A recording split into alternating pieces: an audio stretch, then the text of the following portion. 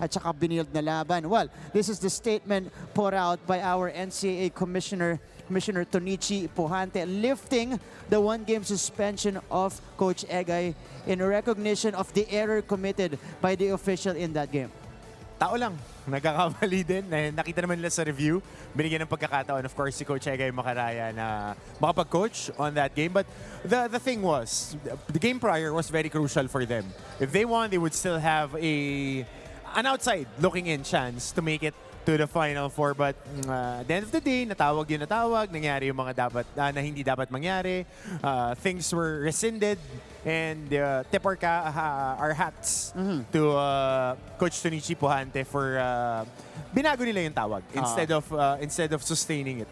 That's right. Yun na lang yung naging solusyon kasi siyempre naitawag na dun sa laban na yun. Tsaka crucial yung tawag na yun. In second quarter, asking for a review si Coach Egay Macaraya, and he has every right to do so na kumuha ng review because it's stipulated in the FIBA rules and our house rules na pinag-usapan natin with sila Coach Kirk in our prior meeting with the Mancom, that we have our own house rules that the Commissioner's Office and the Mancom has been using in place sa handbook natin, and we also abide by the FIBA rules. Yan yung mga challenge, yung mga new stuff that we integrated with our games. So Coach Egay was able to join the game earlier. Kaya ang ganda ng takbo ng San Sebastian kanina, especially in that first half kasi humabol. Pagdating sa third quarter, itong Perpetual, but San Sebastian came alive again just in time and prevented like a total meltdown in the second half and salvage that win.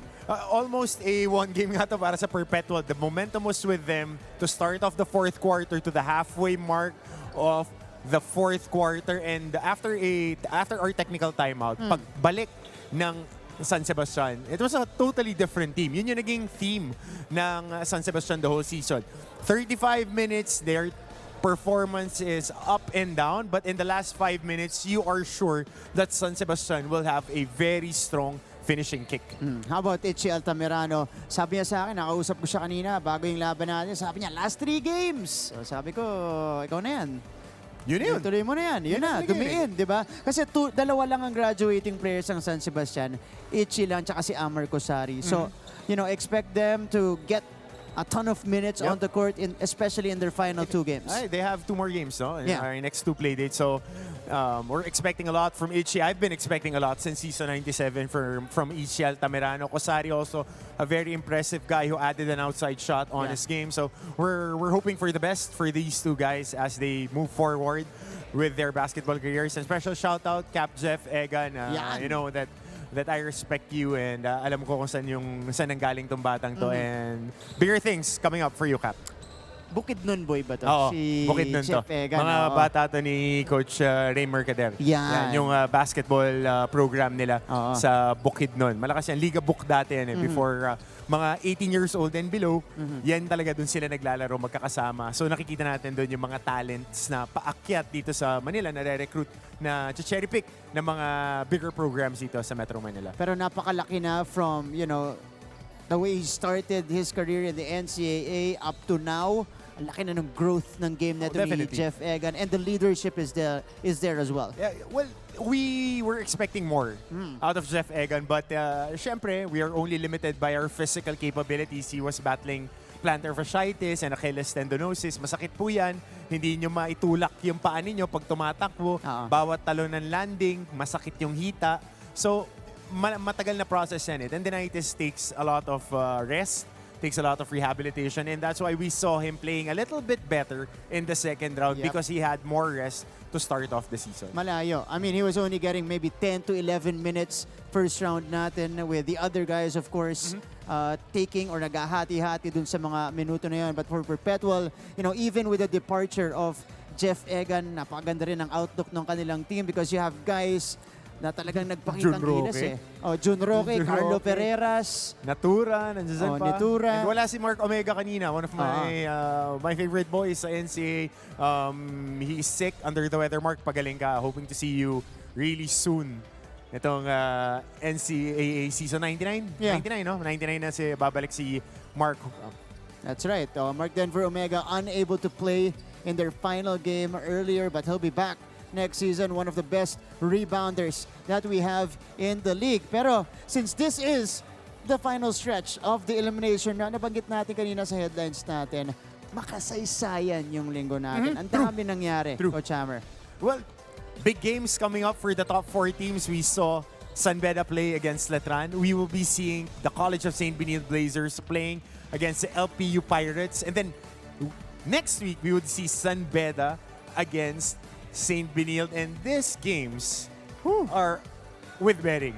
This would have playoff implications. This would be the last game of LPU. If they win today, they would be assured of a twice-to-beat advantage. Assured, And Assured. They would be, I think they would be at number 2. They would be ending at 13-5. They would be at number 2 provided that Letran wins their next game. That's right. CSB, on the other hand, takes care of business here and takes care of business against San Beda. They would be number 1. So ganun kabigat. Ganun kabigat. I did the math yesterday and need to send a special shout out to Coach Jude Roque. He gave me the notes regarding how the tiebreakers will be. If there is 2, 3, and 4 tie, 2 and 3. I think if it's 2 and 3, there will be a playoff for that. Meron pa rin, Magiging virtual 3-game series na yun. So regardless if it's for a twice to beat advantage or kahit posisyonan din sa 3 and 4, pag tabla pa rin ang record nyo, Win over the other. Win over the other. Pagkatatlo ang nag-tie quotient system, but if you're these teams playing, you want to sweep all your remaining games. That's You true. want that momentum going into the Final Four. You want wins on wins on wins, building on strength, so you would know the capability of your team and you would know the things that you can adjust papasok sa money rounds. that's right. So hanggang Miyerkules next week, hanggang dulo, may pinaglalabanan pa tayo dito sa NCAA Season 98. Pero bago tayo tumungo sa future and look forward, let's take first a quick look back at what happened this past week. This is the Week in Review. Isa na namang jam-packed week ng basketball action ang ating napanood sa NCAA Season 98. Kaya naman bago tayo tumungo sa Final Four, balikan muna natin ang mga nangyari sa hardcourt.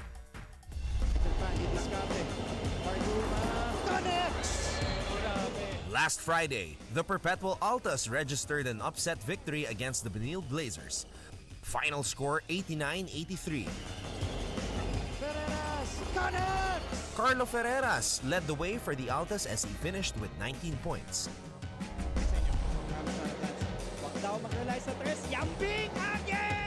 In the second game, Rinwil Yambing made history by going 11 for 15 from the three-point line in San Sebastian's 92-74 win over JRU. The rookie forward ended the game with a career-high 36 points. Driving step through, reverse for Brent. On Saturday, the Letran Knights won their 9th straight game after beating EAC 84-77. Offensive board. Wekute, nail on the coffin bag. While the San Beda Red Lions took care of business by defeating Mapua 71-63. Egan sizing up his defender and shoots a jumper. Nung linggo, tinalo ng Perpetual ang JRU 72-60 sa pangunan ng kanilang graduating team captain na si Jeff Egan na gumawa ng 14 na puntos. Valdez on the move. Yes! And down. Sa sumunod na laro, nagtagumpay ang LPU Pirates kontra sa San Sebastian Golden Stags 73-65. Nakapagtala ng career-high 30 points si Enoch Valdez para sa kanyang kupunan. Goes up down the middle.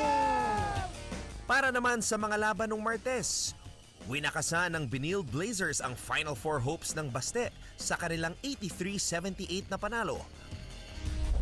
Inside to Flores. Flores finally. Bago umarangkada sa pangalawang laro nung araw na yon ang Arellano backcourt tandem na sina Shane Menina at Axel Doromal. Naka 25 points si Menina at 20 puntos naman ang inambag ni Doromal sa 86-81 na panalo ng AU laban sa UPHSD. Look at Umali working against that double team. Hindi nagpatiin. Grabe naman yun! And finally, on Wednesday, LPU improved their record to 12-5 after prevailing against JRU 79-62. In the hands of Capcom, net number 3. Come on! As San Beda swept their season series against arch-rival Letran via a convincing 91-77 triumph. Ooh-wee! With these kinds of games, you know the Final Four is going to be even crazier. So stay tuned and keep it right here on GTV as the journey continues in NCAA Season 98. Alam mo, agree ako dun sa reaction nung kasama natin si Mr. Pure Business and Pleasure, Anton Rojas, dun sa VO niya. Talagang, lahat ng larong yon nangyari. 11 3-pointers, 22 3-pointers for San Sebastian against JRU. Tapos yung San Beda Letran. Tapos yung mga games na nagpabook sa Final Four seat, LPU, San Beda, all happened in a week. Mapapa-exhale na lang ako. Pero hindi pa tayo tapos dito sa NCAA dahil yung mga paparating na laro. Again, I can't say enough of this. Yeah. I mean, CSB LPU, which we would be playing today. SBU JRU. Non-betting for JRU, but San Beda needs to win all their games to at least qualify for a twice-to-beat advantage. And then, San Beda CSV, lahat heavy bearing games. And the Letran game, Yun po. susunod nilang Letran San Sebastian. Mabigat yung mga larong matutunghayan ninyo in the next 4 game days. 4 game days pa tayo before the end of the elimination round ng NCAA Season 98. Elimination pa lang. Elimination. Oo. Di pa natin ma-determine kung magpe-playoff ba tayo bago tayo mag-Final Four, but all of that will be determined after Wednesday. True? Di ba? Isa lang yung sure ako eh. Yung MVP. Kasi MVP, MVP pick natin. Mamaya. Ayan, Mamaya. Ako sure ako dun sa MVP pick nating tatlo. Apat, pati Coach Topex. Consensus. Yun din ang pick niya. So, at least doon tama tayo. Okay. So, ayan po, yung weekend review. Dami nangyari. Mamaya, meron pang mangyayari ulit. So, susunod naman po. After this quick break, kausapin natin ang ating halftime performer mamaya sa ating ikalawang laban. And, i-rate na natin, susugurin na natin ang dugout ng ating back-to-back defending champions, sa Letran Knights. Lahat pong yan sa ating pagbalik dito sa Game On!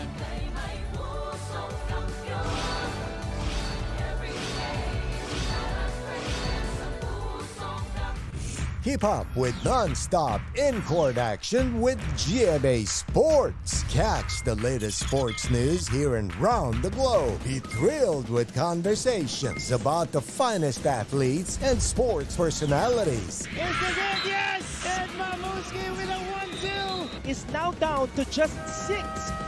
And never miss a beat on the latest hard-court drama.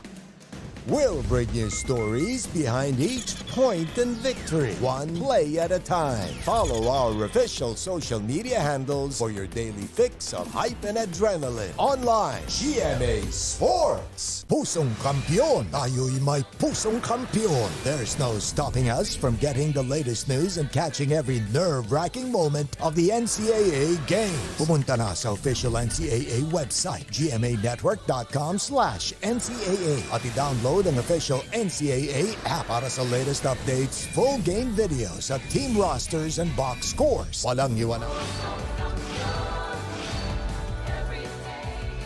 Welcome back to the show. You guys are still watching Game On, still inside the Philoil Eco Oil Center in San Juan City. Ngayon po, bago natin sugurin ang dugout ng ating defending champions, sa Letran Knights, kausapin muna natin ang ating halftime performer for the second game today, ang nagbabalik sa NCAA, Mr. Kim De Leon. Kim. Hey, what's up guys? What's up Martin? For the nth time, nandito ulit ako. That's right. For Sana the- hindi pa kayo nagsasawa sa akin. Hindi sila nagsasawa dyan. Pero, kung babalikan natin yung huli nating interview kasama si Kim, ang sinabi ko doon, siningan ko yan. siya ng joke nun eh. Sabi ko, Yan. meron ka bang skit dyan? Joke para sa amin. Sabi niya, next time na lang. Sabi ko, sige, pagbalik sana ni Kim dito, ipapa-joke na natin siya, papaskit. Sige, Kasi sige. syempre, ito si Kim ha, kasama to ng Bubblegang team. Yes, So, yes. nanonood ngayon. Mga kapuso. Si Pitoy talaga nanonood. So, si Grabe. Direk pa. Si Direk. Grabe, grabe. Direk Cesar, nanonood.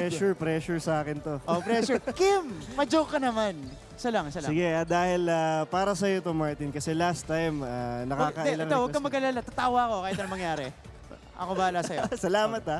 Sige, dahil last time ka pa, bigyan kita ng 2. Dalawang jokes! Yan na. Oh, may pa-unlock sa atin dito. Sige, ano yung una? Anong tawag sa kalabaw na nakakakit sa puno? Kalabaw na nakakakyat sa puno. Ano? Magaling. Ano ba't magaling? Nakakakit siya sa puno eh. Okay. Nice one. Good job. Okay lang. Dito. Kailangan pagsimula mo na dito ka. Tapos kailangan umangat ka ng konti. Sige, gusto mo marinig next. yung pinaka nakakatawang knock-knock joke? Oh, sige. Parinig naman. Sige, sabihin mo knock-knock. Knock. Who's there? Who's there? Who's there? Who's there? Okay. Yun pala yan. Kim, ba't ganun? Okay, disclaimer lang lahat ng jokes ko sa akin lang yun. Wala kinalaman yung bubble gang dito. Kaya kung corny, pagpasensyahan yun. Alam mo, saktong-sakto to, anniversary. Sakto, Diba, ng Bubble we're Gang? having our 27th anniversary. It's an honor to be part of Bubble Gang. Kaya abangan nyo yan, mga kapuso. Mamaya, Friday, 9:40 p.m. Ang aming first part ng aming anniversary special. Kaya, Alam mo, meron akong pakiramdam na siniset ni Kim yung bar ng ganto kababa para mamaya pagtingin natin sa mga jokes niya, sa mga skits niya, tawa tayo. Ganun ba yan? Ganun ba yung style doon? Tama ka naman. Tama naman. Para Okay. may build-up kasi. Para May build-up. para- Okay. Ano yung mga abangan natin doon sa anniversary special? Anong special dito? Siyempre, marami kaming makakasamang guest. Kasama namin ang mga famous and social media superstars, mga influencers. And siyempre, ito ay may hashtag na BG27. Siyempre, Okay. 27th anniversary na ang Bubble Gang. Kaya, grabe, the longest running gag show on the Philippines. Kaya, it's an honor to be part of it. Isa ako sa mga bago So, yeah, wala pa ako 1 taon. So, it's sobrang ang saya na sa feeling na ma-experience yung anniversary special. Na-pressure ka ba? Kasi syempre, dami nagsasabi, comedy yung pinakamahirap eh. Diba? Kasi syempre, yung ma-anticipate kung nakakatawa ba yung ginagawa mo or hindi. Sobra. Especially on the set. Sobrang nakaka-pressure. Obviously, you have writers there. Pero syempre, it's all about the execution. So, Yeah. pressure ka pa kasi syempre, mga veterano yung kasama mo. Sobra nakaka-pressure. Though, meron na akong, kumbaga prior training with Kuya Pao. Kasi sa All Out Sundays pa lang, sa comedy segment kami na may kasama. So, tinutulungan naman nila ako. Lahat actually, sobrang gaan lang sa set eh. Happy lang kami and nawawala yung pressure kapag nandun na. Lalo kapag nagtatawanan lang kami sa bloopers. Minsan mas doon pa kami nagtatawanan Saan? kaysa sa actual. Sa bloopers. Sa bloopers. Kapag oo nga. naglolokohan lang kami sa set isa. So, Oo. Pero galing mo sobrang mentor. saya. Si Paolo Contes talaga yung nagturo sa'yo kung Oo. paano ganito. Grabe. Para Oo. maganda yung timing mo. bago pa lang ako sa, kakatapos ko lang Starstruck noon. Tapos kasama ko na si Kuya Pao sa All Out Sundays. Kaya grabe. Legend din eh. Legend yan. Master. Napakatagal na. Master. Di lang sa pagpapatawa. Proven na rin yan sa drama, Lahat. sa mga Oo. movies, di ba? Lahat. Actually, sobrang galing. Yun ba yung gusto mong sundan? Pagka-legend ni... Kung kaya, Paolo why Contes? not, ah? Kung kaya. yun Kuya naman. Pao. Okay. Pero ikaw ba, Bubble Gang, and then after Bubble Gang, nag-AOS ka pa? Yes, All Out Sundays, guys. Actually, I recently had my birthday Uy, happy special. birthday. Thank you, Oh. thank you. Ilan taon sobrang- ka na, Kim? 20. 20, malapit na mag-19. Binigyan tayo ng showbiz sa Almost sagot ni Kim, 19. ah. Almost 19. O, ba't ka nag-1? Okay, hindi, kaka-birthday mo lang. Yes. Sobrang saya nung performance namin sa All Out Sundays. And syempre guys, manood pa rin kayo. This Sunday yan, of course, 12 noon, All Out Sundays. Ano ba yun? Doon din sa All Out Sundays, is it performance? Because I think it has performances and at the same time, meron din mga mini live skits. oo. Diba? May ganun Actually, din. may parang may semi-theatro na ginagawa kami din. Yun yung comedy segment namin. Is it pure acting or with singing? With singing, With of course. singing? It's Yun also pala. actually comedy/musical. Oh, speaking of singing, ano naman Singing yung... and dancing. Singing and dancing. Okay. Ano naman po perform mo mamaya sa amin? sa halftime break? Kasi big game to, Oh, big game yan. LPU Benid. Parang nananawa na kayo sa pagkanta ko, so sasayawan ko na lang kayo this time. Okay. Flex lang yan ni Kim kasi syempre kumanta na siya previous na pagpunta niya dito sa NC ngayon. More talent, more fun. Ang inaabangan ko talaga yung dance number mo dito. Dance number? Okay. Sino yung kasama mo? PhD dancer, syempre. Yung dance number mo. Dance number ko? Ano sinasabi mo? Dance number when, Martin? Ha? When? Hindi, nandito na tayo, nag-uusap tayo, tapos nag-commentate na tayo. Okay na yun. Tama na yun. Kung sa'yo mas lalo sa akin. Di ba? Hindi, biro lang. Yes, I'll be dancing with PhD later. PhD dancers. Okay, abangan niyo po yung performance mamaya ni Kim. Now, before we let you go, Kim, imbitahan mo yung mga kapuso natin. How can they follow you on your social media accounts? Pati na rin yung 27th anniversary special mamaya-maya ng Bubblegang. Yes, guys, you can follow me on my social media accounts. I go by Kim De Leon sa lahat. Yan, search nyo lang. Lalabas na ako dyan. And of course, 27th anniversary ng Bubblegang. #BG27. Manood po kayo mamaya Friday, 9:40 p.m. And of course, All Out Sundays, every Sunday po yan, 12 noon. Thank you, guys. Guaranteed, mas nakakatawang Kim De Leon yung mapapanood nyo mamaya. Pero pag may impress naman kayo sa kanyang performance at the halftime break later. Kim, thank you so much. Thank you, Mark. There you go. Kim De Leon, back in the NCAA. Pero ngayon po, as promised, sugurin na natin ang dugout ng Letra Knights.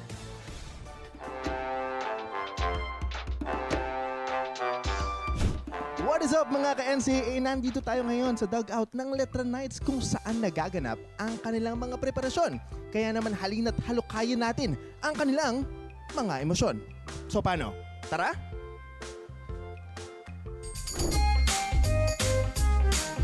So nandito tayo ngayon, papasok tayo ngayon sa dugout ng Letra Knights at makikita natin kung paano sila mag-prepare. So, ayan, makikita natin sa kanila. So at this point, interview natin dito si Pau. Andito si Pau. Wala bang cheer dyan for Pau? Pau, kumusta ka coming to this game? Okay naman po and ready na for this game. Ano yan? Nire-release ko lang yung tight muscles ko so pagdating sa game, ready na. Meron ka bang, syempre di ba nandito tayo sa game ngayon, meron ka bang inspirasyon? Meron. Inspirasyon ko yung point guard namin, si Tommy Elobarrio. Siya yung nagmo-motivate sa akin every game, every practice. Siyempre, yung sinasabihan niya ako anong dapat gawin ko sa court. Kunwari nandyan si Tommy ngayon sa harap mo, siya yung camera. Ano yung cheesiest message mo para sa kanya? Idol, pasahan mo ko mamaya, idol ha. Naniniwala ka ba na sa'yo nag-message si Pau kasi pogi ka? Medyo ako, yung dadalawang isip ako kay Paolo. Pero ikaw, natanong natin siya kanina kung sinong inspirasyon niya. Ikaw ba? Meron kang inspirasyon? Inspirasyon ko yung Luis Anggalang kasi sobrang angas sa court nun. Tingin mo si Louie makakailang puntos for today's video?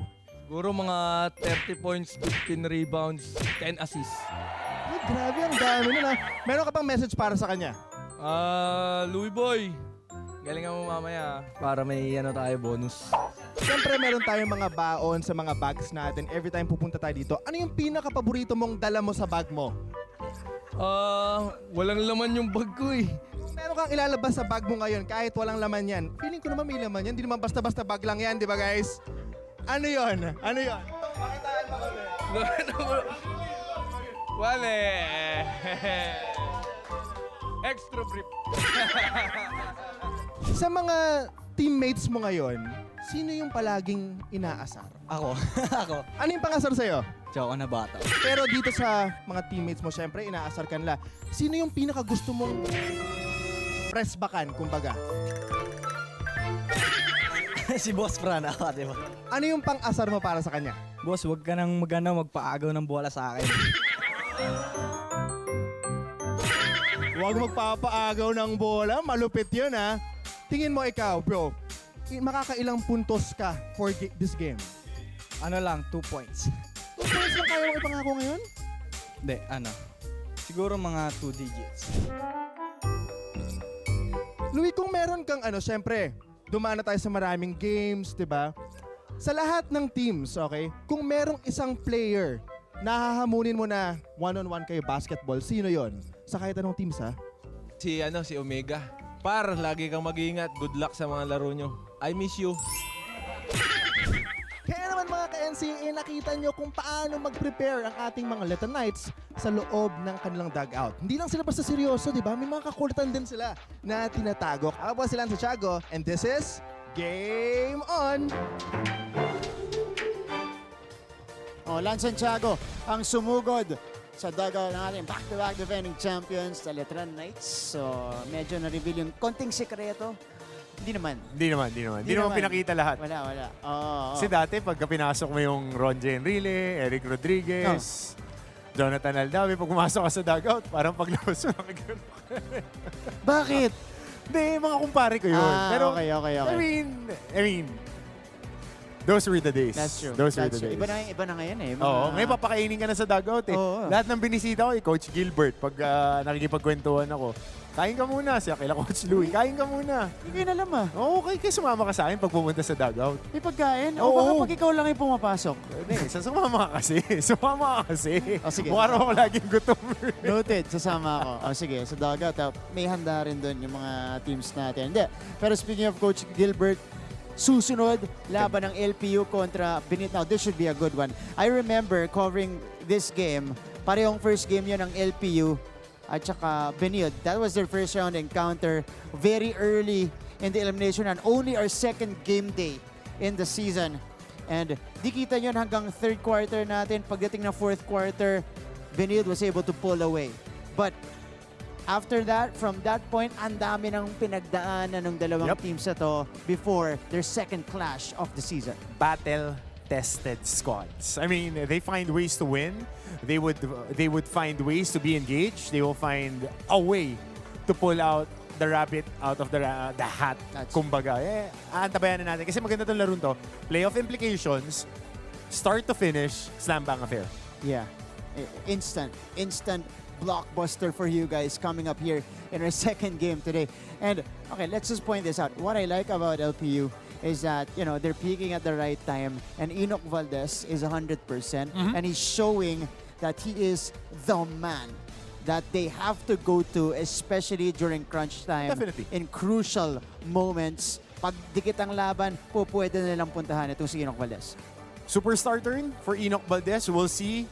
This game will define his next steps sa kanyang basketball career. This kid has a few more years to play. I think 2 more years to play in the NCAA. But etong pagkakataon na to step up, this would make his NCAA star shine brighter. I mean, this is what champions are made of. This is what superstars are made of. We've seen it recently. Mga Gio Halalon, Robert Bolick, Scottie Thompson, Justin Arana. They make their money on the playoff games. That's right. It's easy as that. You want to be drafted high. You want the pro coaches to give you magandang reviews. You have to perform when it matters the most. And now on the other side for the Benilde Blazers, ito naman, abangan natin. This is a full package posted by Definitely. this team. Finally, full roster sila. Full roster, and they're looking to regain their top form. Kasi in the past few games, they're a little bit shaky. Although they won their last game, gusto nila ito, diin na sila.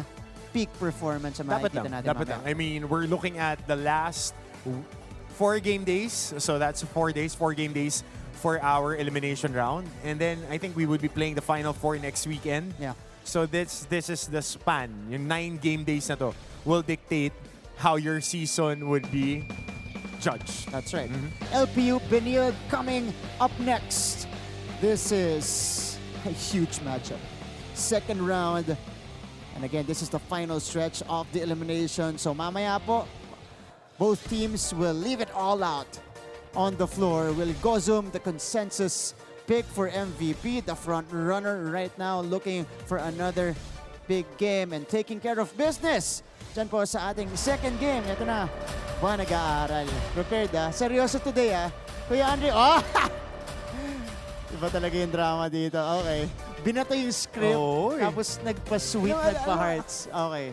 Si Coach Topix sumusunod kaya sa mga gimmick ni Oo, Kuya.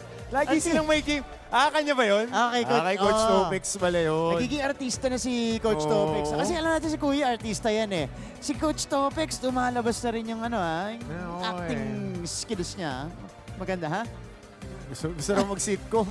Gusto mag-sitcom. Okay.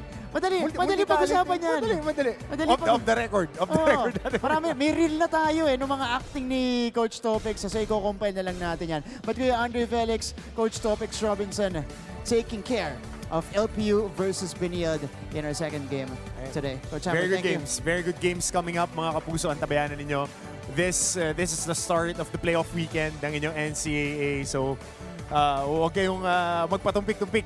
Antabayanan ninyo itong mga huling ilang laro to. 7 na laro ng NCAA elimination rounds ngayong season 98. That's right, Coach Hammer, and we thank you for catching this edition of the show. Maraming salamat mga kapuso for joining us in your favorite in-between sports and entertainment show. This has been Game On!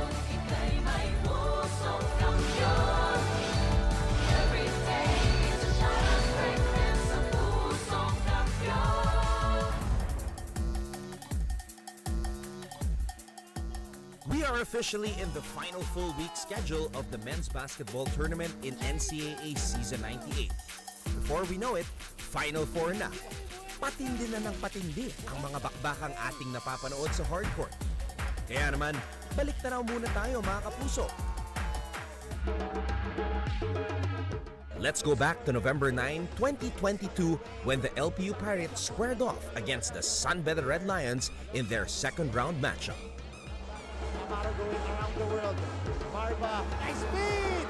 Tabla ang laro sa 78 with less than a minute to go. Dumrive sa baseline si Omar Larupay at finaul. 24.7 seconds na lang ang nalalabi. Larupay broke the tie by going 1 for 2 from the free throw line to put the Pirates ahead 79-78. Sa sumunod na play, Driving, for the lead! nakascore si Tony E.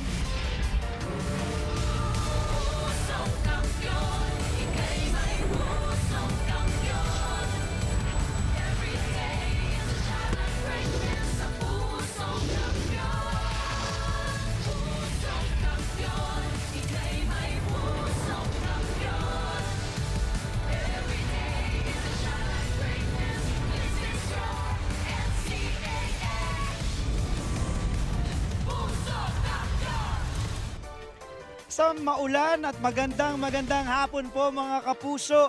Mula pa rin dito sa loob ng PhilOil Eco Oil Center sa lungsod ng San Juan.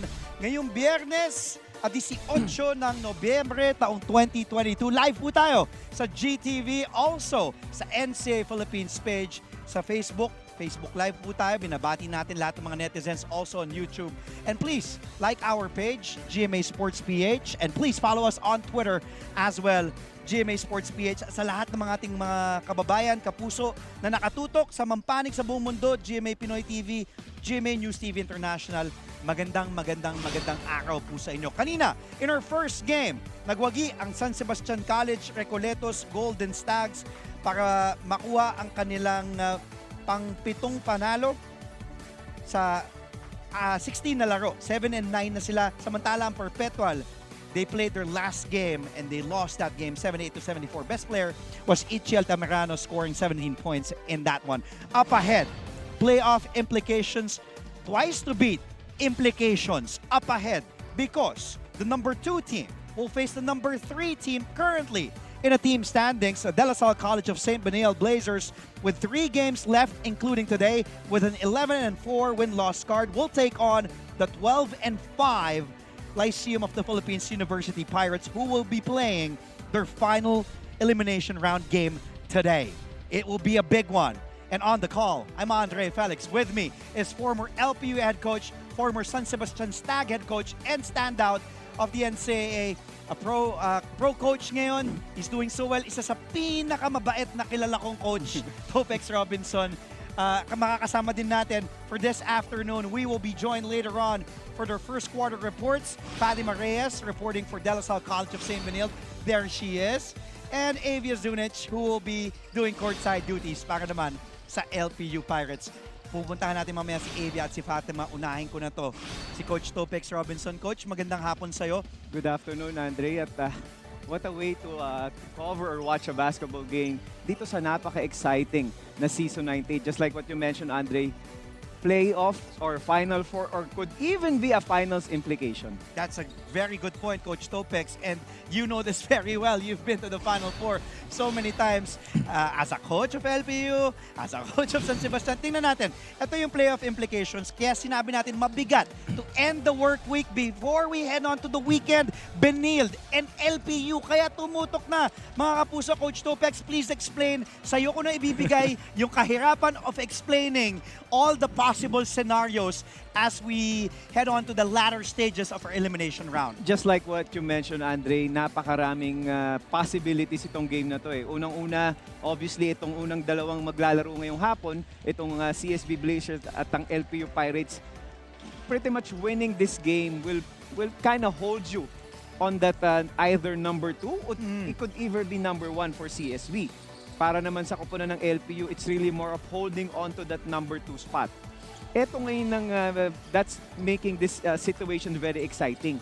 Meron pang San Beda na nag-aabang lang doon sa ilalim. Na pwede pang umangat din. Number 1. Pwede silang umangat ng number 1, Andre. Ang daming possibilities. Kagaya nga ng sinabi ko sa'yo, para mabawasan yung pag-iisip natin, if you're LPU and if you're CSB, you have to focus on winning this basketball game. Yun lang ang focus. Just win today's ball game because as you said, LPU, masisecure nila yung pwedeng mag-twice to beat if they win this game. Samantala, itong St. Benilde, they still have a game against Arellano and then they have a game against San Beda on Tuesday. Those are very important ball games. Let's go back to their first round meeting, which was more than 2 months ago, September 11 to be exact, Coach Topex. And we were talking to both coaches at sabi nila na hindi na relevant yun.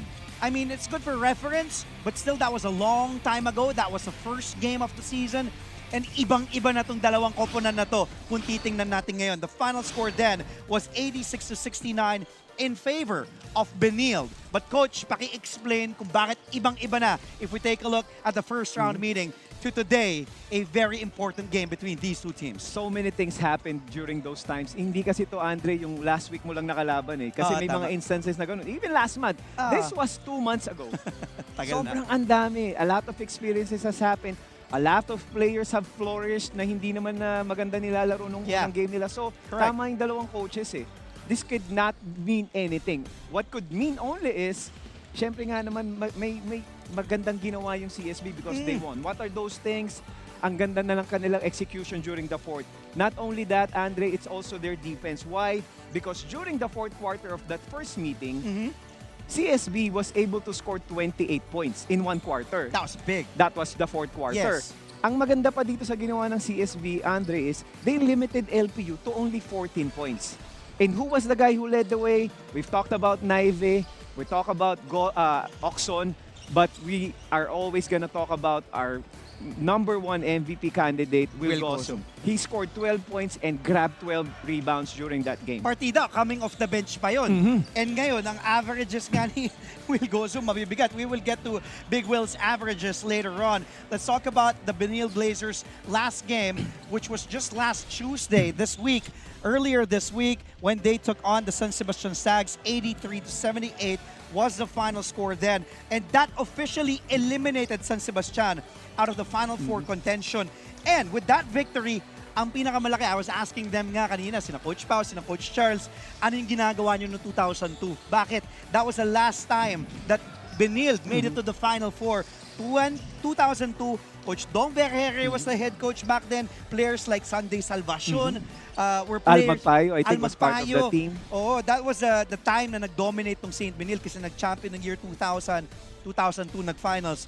But this man right here, etong si Big Will Gosum, he wants Benilde to go back to that place where they were early in the 2000s. And he is having a great season. You did say, Coach Topex, he is the number 1 front-runner for MVP. Magugulat tayo kung hindi siya mananalo. He's number 1 in scoring in the NCAA, close to 18 points a game, close to 10 rebounds a game. Here are his numbers in their last game against San Sebastian. But his averages, close to 2 assists, and a block this season. Ito yung mga number ni Will against San Sebastian. Coach, tanong ko lang sa'yo, is there anything else na hindi ba nagagawa ni Will Gozum, and what else does he need to do to get Benil to the promised land? I would change that question, Andre. It's really more of what his teammates have been doing. Kasi ang ganda ng suporta na binibigay dito ng kanilang teammates. Obviously, giving credit to the coaching staff because they've been using this guy to their advantage. What do you mean by that? Sometimes siya yung focal point ng kanilang opensa, but sometimes nagiging decoy siya. Ang maganda kay Will Gozum, Andre, is hindi rin siya one-man show eh. Kaya ang hirap niyang basahin because if he's not gonna score, he's gonna create. He's gonna create. If he's not gonna score, if he's gonna struggle, he will be a solid defender. If he will not struggle there also, he will go for those rebounds. So ang dami niya. There's so many facets to this kid na alam kong isang bagay that I'm sure the CSB Blazers are all excited about. And yun ang hindi excited ng LPU, lalo na kung gumawa si Will. Let's take a look at the keys to winning for Coach Topex's top picks for the Blazers to get this important win. Let's start with your first, Coach Topex, bite the paint, explain. Bite the paint means attacking the basket, going strong, attacking, expecting a contact, not only expecting the contact, but going to the free throw line. Why? Against their game against San Sebastian, it was a close game if you're gonna see. But the difference there was CSB went to the free throw line 28 times. And even though they were 54%, they scored 15 points out of that. And sa ganitong laro, Andre, napaka-importante ng mga ganong advantages eh. Isang bagay yun that CSB has been known for. They always attack the paint. They go high percentage. The other thing that works well for CSB for this game, press to impress. Ganda niyan. Kailangan nilang i-uplift yung kanilang depensa because they are not only a good pressing team, they're also a good transition team. So if you get those rebounds, if you get those turnovers, they force San Sebastian to 19 turnovers. Out of those 19 turnovers, they were able to score 27 points. And that's huge. Ito na ngayon yung pinag-uusapan natin. Value number 2. These are gonna be two things, Andre. Obviously, we're talking about the position of being number 2 after this second round. Another thing is getting that twice to beat advantage coming into the Final Four. That's gonna be huge for Coach Charles Chu and the rest of the CSB Blazers. Well, by the way, points in the paint, number 1 ang Benil dyan, averaging 38.2 points inside the paint in 15 games played. Sila ang number 1 in that category. Now, let's talk about, after talking about the Benil Blazers, there they are, getting pumped up. Team captain JC Cuellar. Ito naman, ang LPU Pirates also getting ready to go. Omar Larupay and company. Let's go back to their last game nung Wednesday lang, just 2 days ago. And when they took down the Jerry Heavy Bombers 79-62 in that game. That was the 4th straight win for the Pirates since suffering that 69-64 loss to Letran no October 28. And big numbers here from King Vinoya. It's gonna be a good implication para kay Coach Gilbert having King Maverick Vinoya being pulled off the bench. Siya yung magic bunot doon na Andre. Ang ganda nung pagkakapasok sa kanya. Perfectly na sumasabay dito sa playoffs because you need every man that you could get. And King Maverick was really a solid contribution. I'm sure he is something that Coach Gilbert and the rest of the LPU Pirates will look at kasi added bonus yun para sa kanila. How about this guy?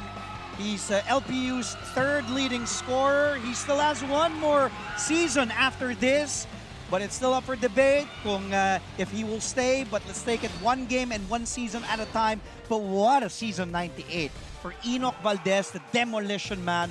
Although I'm seeing he went back to his natural hair colors. Parang maswerte yata kung mala Simon Phoenix yung kanyang buhok. But look at the numbers, Coach Topex, of Enoch Valdez. Isa sa mga bata mo din to eh, Enoch. And I like how this kid has really grown and developed to the player that he is now. He's really been solid. Yung nga yung sinabi natin during their first game against CSB 2 months ago.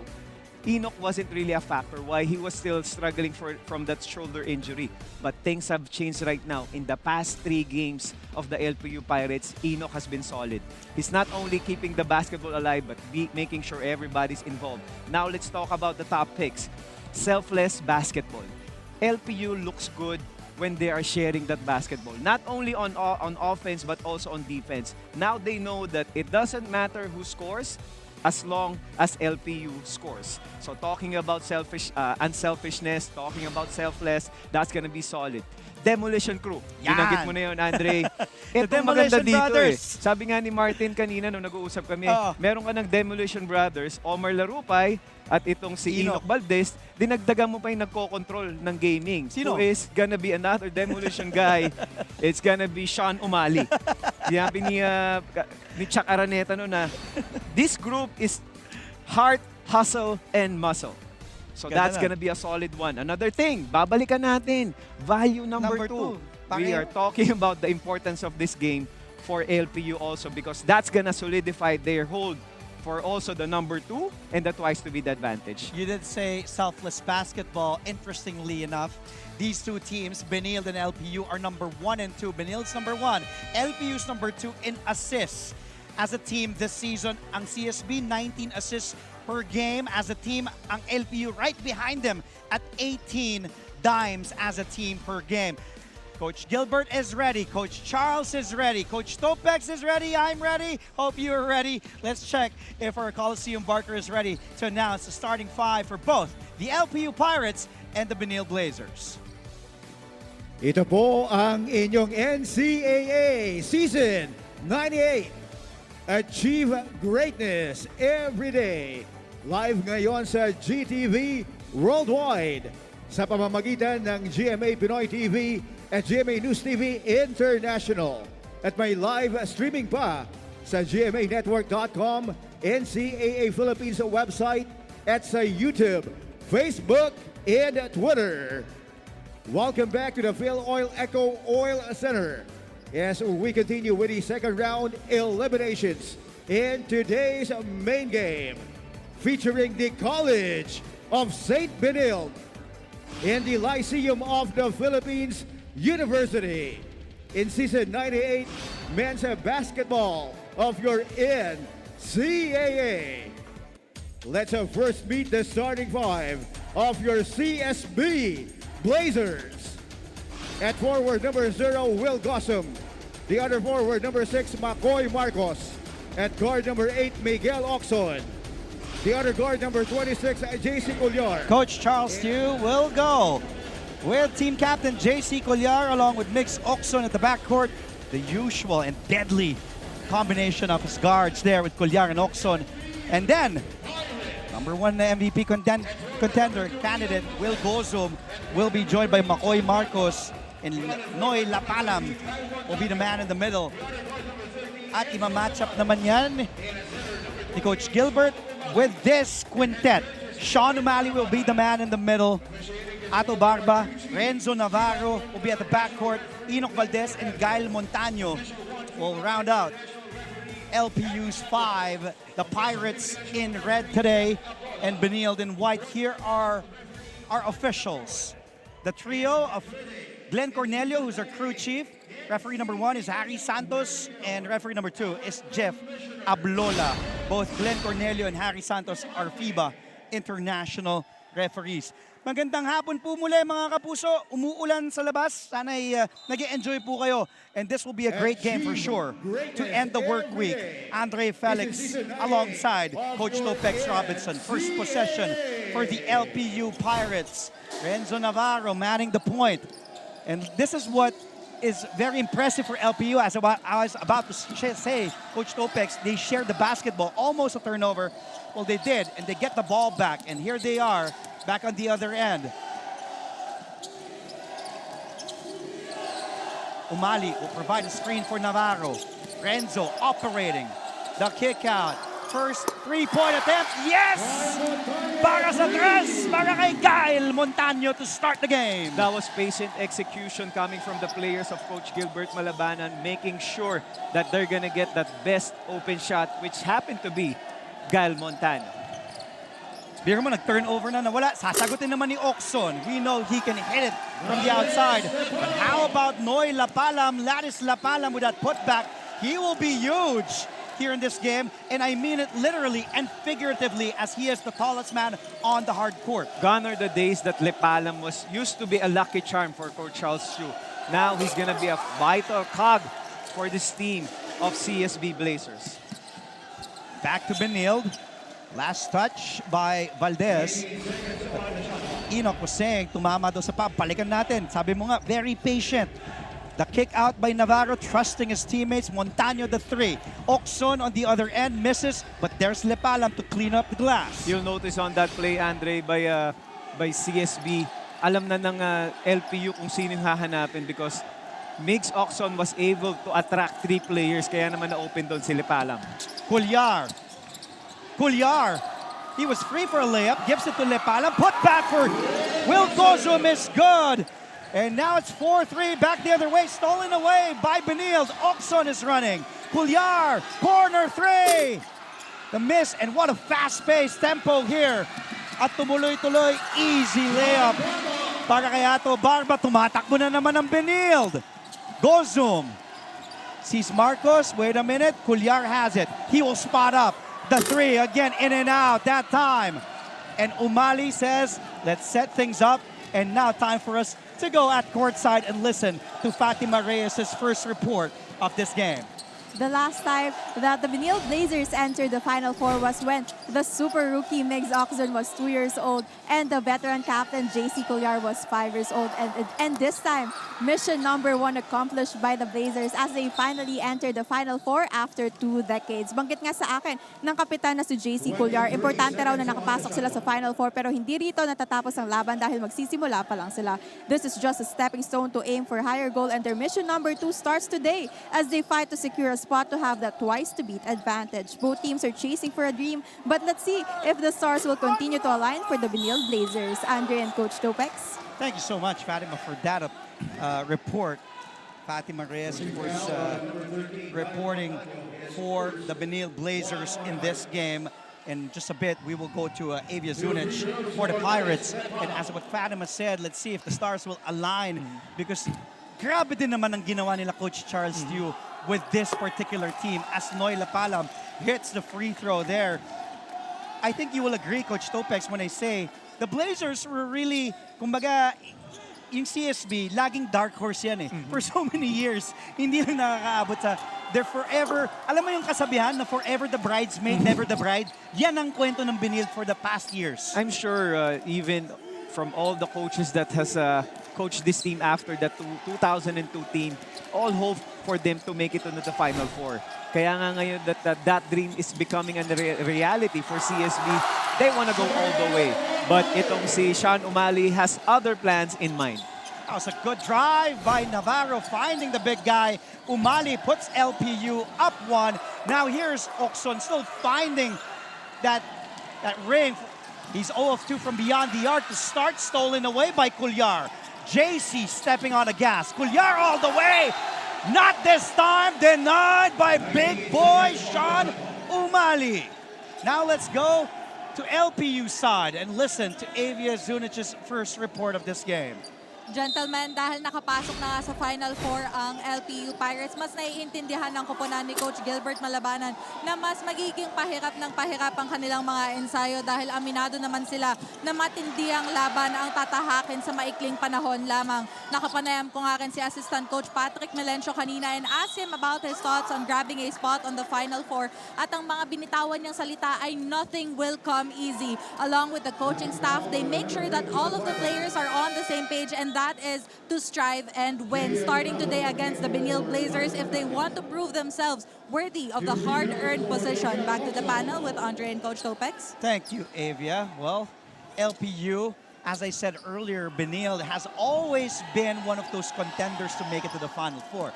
However, itong LPU, we all know Coach Topex's success with LPU, with the Marcelino twins, with the CJ Perez's in the world, but with the MJ Ayay, pero itong LPU, nobody said, I don't know, baka ikaw sabihin mo, hindi Andre, alam kong papasok sa Final Four yan. But everybody counted them out to not be part of the Final Four. Yeah, actually, when we were having that prediction nung pre-season, I mean, dark horse, but not really. Kaya naman, it's really a surprise how they are. It's not just the wins, but the way that they were winning. Isa yun sa mga bagay that I'm sure both coaches are gonna call right now as we go ahead into the timeout. Pusong kampiyon. Tayo'y may pusong kampiyon. There's no stopping us from getting the latest news and catching every nerve-wracking moment of the NCAA games. Pumunta na sa official NCAA website, gmanetwork.com/NCAA at i-download ang official NCAA app para sa latest updates, full game videos at team rosters and box scores. Walang iwanan online sa Season 98 ng NCAA. Achieve greatness every day. The players to watch and the teams to beat. Get ready because your favorite hardcore heroes are here. This is your NCAA season. Back to the live coverage of GTV's of the NCAA Season 98 on GTV. As we take a look at some highlights here.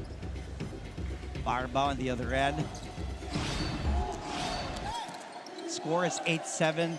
Benilde up 1. And so far, we've had 5 lead changes in this game. 6 of the 8 points of the Blazers off second chance points stolen away by Cuellar. Cuellar all the way. And Cuellar has been so aggressive attacking the basket, Coach. What's good about this defense by CSB is they really are aggressive, forcing itong mga manlalaro ng LPU to have those kind of shots that I'm sure Coach Gilbert doesn't want. Why? Because it would trigger this kind of offense. That's a good pass by Oxon to Will Gozum. And you mentioned on top of the coverage, Coach Topex, you don't want to commit turnovers against this very good running Benilde team because they will really convert on those turnover points. You know what's scary about this team? Because their best player is running with them. Kaya naman every miss, your best player like that guy on 0 will always get those rebounds or they will get those passes just like what happened there with Mick Oxton at itong si Will Gossom finishing off that points of turnover. Lepalam and Umali. Umali was asking for a foul. Good defense there by Lepalam. Carlos now in the game. Running shot there by Prince. No go. Last touch by Lepalam. And the coaching staff of Benilde saying it was last touch by a Pirate. Lepalam heads to the bench. Gets a well-deserved applause. Miggy Corteza now being inserted into the lineup. Half-court trap here by the Blazers, and that forces another LPU turnover, and that will be turnover number 5 for the Pirates, Coach Topex. That's going to be a big challenge for the players of LPU because what's good about this CSB defense, Andre, is they kind of changing up the defense. They doing a freak defense, which sometimes they're showing zone, but they're going to run man. Like there, they played zone and ended up with man. And what's good about them, everybody's attacking the basket aggressively. That's why right now they're up 7-14. Oxon extending the CSB lead to 7. Umali cannot convert inside. Tumatakbo na naman ng Benilde. Carlos to Gozum. Attacking Umali, no problem. For the MVP frontrunner, Will Gozum. If you're LPU, you don't want to be on the same pace as CSB right now. You don't want to rush your shots. You want to be patient. Just like what happened to your last play. CSB will put you in so many pressure situations that you have to make a good decision.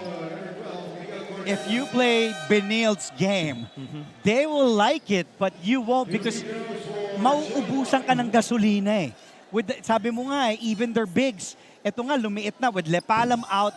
Gozum is basically the number 5 here. Cortezas the 4. Makoy Marcos is playing the 3 spot, and then Carlos and Oxon the backcourt. This is a very deadly and quick Benilde lineup that they have on the floor right now. Talking about deadly, you have Mix Corteza, who's probably one of the front runners for most improved player or the 6-man award. So ang ganda ng balance sa simula ng starters at even the second group para sa koponan ng CSB Blazers. Samantala, inupo na ni Coach Gilbert Malabanan si Sean Umali. Nasa loob na ang Demolition Brothers of Omar Larupay coming in for the first time. Carlos Orteza, look at that extra pass to Will Gozum. CSB is not just putting pressure on defense, they're also putting pressure Good on point. offense. What are they doing? They're attacking the basket, forcing those baseline or breakdown, and doing those extra passes. But a big three by Renzo Navarro. That stops LPU's drought. Valdez with a steal. Navarro feeling it. Navarro attacking Carlos, but there's a whistle blown. Foul charge on Prince Carlos. As we look at this missed opportunity or the extra passing of Corteza to Gosum, tingnan naman natin itong read ni Renzo Navarro going on from the three and kind of, slowing down the rampage of the CSB Blazers. That three was big mula kay Renzo Navarro. That cuts Benil's momentum a bit.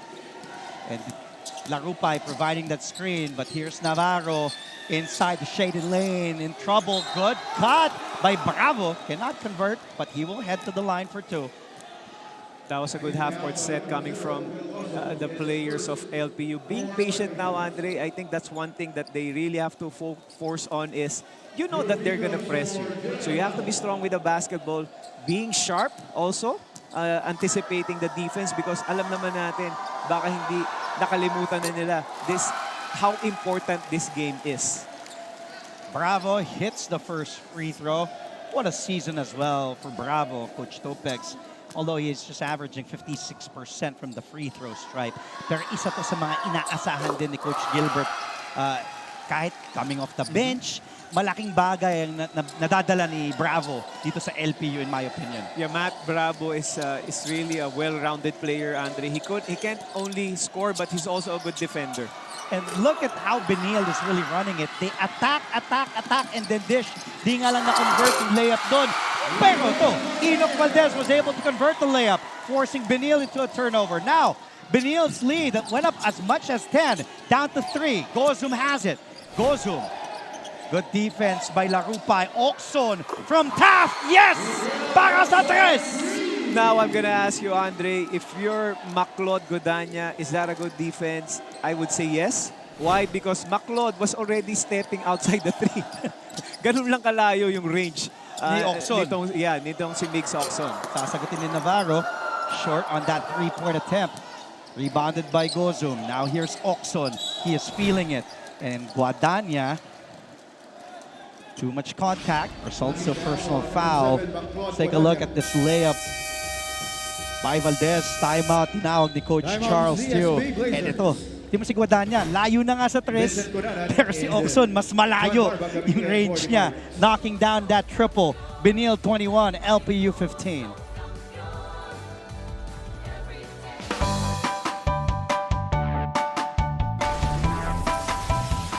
How's the first day back for everybody? It was great to see everyone. I think we were all happy to be back together.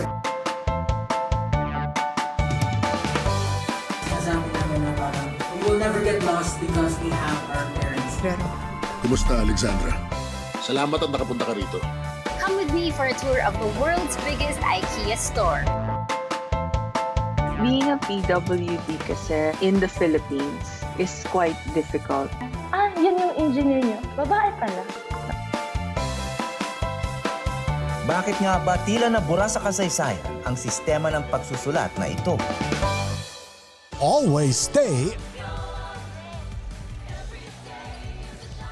at the half. Kapuso Kim De Leon will be performing. Abangan niyo po yan maya-maya. Jimboy Pastoran coming in for the Blazers. 2 minutes and 42 seconds. Shot clock at 19 seconds. Remaining here in the first. What a game, what an offering we have on this Friday. The Benil Blazers and the LPU Pirates currently number 2 and number 3 respectively in the team standings. Pastoran with a miss from beyond the arc. Makukuha ni Larupay ang rebound. Tumatakbo ang LPU. LPU playing their final game this season. Samantala, Benil still has 3 more games including today's game against the Pirates. After this, Benil will be facing the Arellano Chiefs on Sunday and then against San Beda on Tuesday. Almost a basket. And it rings out. You know what's good about that play? That was the first possession that itong LP was able to get a second chance opportunity, while ito namang CSB, Andre, the reason that they got off a good start because they already had 12 rebounds and 5 of those are coming from offensive rebounds. So extra possession yon para sa koponan at mga manlalaro ni Coach Charles Chu. Ato Barba, of course, who hails from Santa Rosa, Laguna. Barba, also one of those players who's going to be vital, especially for LPU if they want to go deep into this season.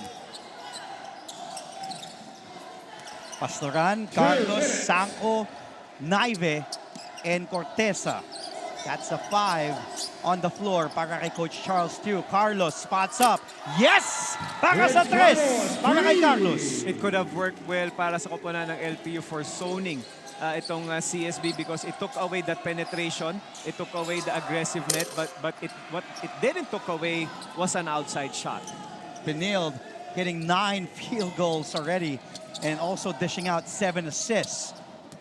If you're Coach Charles Chu, you have to be content with the way things are going. Another field goal made courtesy of Robbie Naive there, and the lead suddenly extends back up to 10. Ganun kabilis tong Benil umiscore. Kanina, 3 na lang yung kalamangan and then biglang lumobo na naman. But Barba attacks. Oh, Larupay saves it to Barba. And he says, wait a minute. The 3, yes! Para sa 3! Jay Bravo, and look how Bravo is. I did tell you, Coach Topex, one of the big, vital players para kay Coach Gilbert. Yeah, he's a stabilizer for Coach Gilbert because he doesn't only shoot well from the outside, he could bring down the ball defensively, you could switch off a guard, and that's going to be huge. But as we see, this 3 coming from Carlos being wide open. Ito naman, kung umuulan nga sa labas ngayong Biyernes, umuulan din ng mga 3 dito sa first quarter sa pagitan ng Benil at LPU. Bravo is a 33% three-point shooter. So we know he can really knock out that 3. Sanko at the line. He did miss a game of that unfortunate incident with JRU. But he's back. He's also one of those crucial players. Kompleto na tong Benil. I did ask them, Coach, kompleto ka na? Ito, patapos na ang second round. So talagang they know how important every game is, especially against LPU, a team that also wants to be on top of the team standings and want to secure a twice-to-beat advantage headed into the Final Four. Oh, good cut. And look who it is again. J.M. Bravo. J.M. Bravo really knows how to read the defense that was given to him. It's already 7 point, and most of those are being assisted. Kumbaga, hinahanap siya ng kanyang mga teammates at hindi rin naman niya pinapahiya. Kaya naman ang ganda ng galawan when J.M. Bravo is there. Just like we see at that switch, he's quick enough to do that. But again, the defense of LPU now forcing itong CSB to commit a turnover at the end of the first quarter. 7 points in 6 minutes para kay J.M. Bravo off the bench. Marcos comes back in. Jimboy Pastoran heads back to the Benil bench. What a blockbuster showdown we have for you this Friday between these two very good teams who are Final Four bound. And to end the first quarter, a miss para sa LPU mula kay Cunanan. Let's take a look at some highlights to start our game. That was a good kick out by Enzo Navarro. Out to Gael Montaño.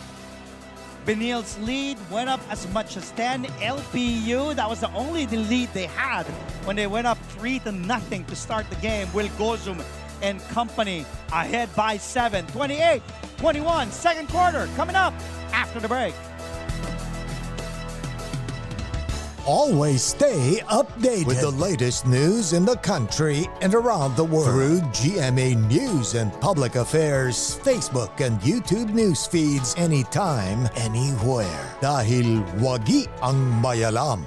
Life hasn't been easy lately, so we're here to make your day, featuring amazing, funny, and heartwarming stories to bring you something bright and sweet and get you dancing through tough times. Simple joys that remind us of the many reasons we can still smile. Cleanse your timeline with Make Your Day. Join us on YouTube and Facebook and share your stories too. Let's spread more awesome, wholesome content out there. Make your day! Mabilis magbago ang mundo at ang daming naiisip ng tao. Hatid ng Next Now ang latest sa science and technology, maging updated sa groundbreaking inventions. Hello there. At mga makabagong solusyon sa What a matchup we have for you. JC Collar against Renzo Navarro. Two graduating players of Benilde and LPU. Identical numbers here in Season 98. And two of the players that have a very high basketball IQ here for their respective teams, Coach Topex. Sanko spots, fires the three, short. Rebounded by Guadagna. Tumatakbo ang LPU. Guadagna, Tato Cunanan, Larupay asking for it. Back to Cunanan. Cunanan drives, stripped away by Pastoran. And he was fouled. Unfortunate sequence para dito kay Cunanan. Turnover and then the foul. 7-point game. Let's head back to Fatima Reyes and listen to her second quarter update on the Benilde Blazers. Fatima. Andre and Coach Topex kahapon nga naibahagi ni Coach Charles Chu na nagkaroon pala ng punishment itong si Will Gozum sa kanilang training sa kadahilan ng masyado raw itong nag-flex sa huling laban nila. Sabi naman sa akin ni Will, nagawa raw niyang mag-flex dahil na-excite daw siya. Kapag na-excite pa naman daw siya ay mas nagiging kalmado siya at mas nakakapag-execute ng mabuti. Siguro raw ay napasobra lang siya sa last game kaya naman napag-push up siya ni Coach Charles. Nag-sorry naman daw siya at nadala lang siya sa takbo ng laro. Andre at Coach Topex, tunghayan nga natin kung flex-worthy na laro na naman nga ang maipapakita sa atin ni Will ngayong araw. Balik sa inyo. Maraming salamat sa iyo, Fatima. Credit Coach Charles to you as well as Larupay misses on that drive. You know, as good as Will has been playing this season, that was a good block on Forteza. And I was about to say, here's Larupay. Wala pa rin. Bravo inside. Finally, Jim Bravo converts. Gusto ko sabihin, Coach Topex, ang ganda din nung the way Charles T was able to manage Will Gozum in this season. And the way he's just keeping him in check. Yes, you're having an MVP type season, but stay the course, stay humble, and just focus on what's important, which is getting us to the promised land and winning games. I think what's the good thing that Coach Charles is doing is klaro. May maganda yung may clarity dun sa role ni Will Gozum. Why are we saying this? Because you'll never see Will react every time he gets out. Alam niya na pinaalagaan siya. And I like what Coach Charles did. Kumbaga, just keeping him in check. You know, kumbaga minsan, obviously nakikita ng ibang tao yung mali mo eh. And I think the good thing about it is because there's so much respect amongst between the two. Yes. Kayang sabihin yun ni Coach Charles sa kanya na hindi insulto. hindi yung sa parang loob. So yung push up na yun, maybe ano lang yun, lambing lang yun lang ano ba? Parang gano'n lang. But the message is clear. Parang kayo lang ni CJ Perez. Di ba? Totoo lang. Balik naman tayo sa panig ng LPU with this update from Avia Zunic. Andre and Coach Topex, kung napabilib man kayo ng LPU Pirates this season, para sa coaches nila, there is not much of a surprise. They all expect these young guns to elevate their performances each game because they see the hard work at every practice. Ever since season 98 started, iba-iba ang notable players every time the LPU Pirates enter the hard court. But for assistant coach Patrick Melencio, he is impressed with how Enoch Valdez has been consistent playing his role for the team as the main stopper ng scorer ng kabilang koponan. Pati na rin daw si Renz Villegas na nagpapakitang kilas kahit mayroong Renzo Navarro at Vincent Cunanan above him. But every time his number is called, he is always ready, and that is what the team needs. With the help of players who are willing to step up anytime, will the LPU Pirates be able to bag the win today? This is what we'll have to see. Back to the panel. Maraming salamat sa iyo, Avia Zunic. Yes, Enoch Valdez has been very, very big for LPU. Has started in 9 games, played 17.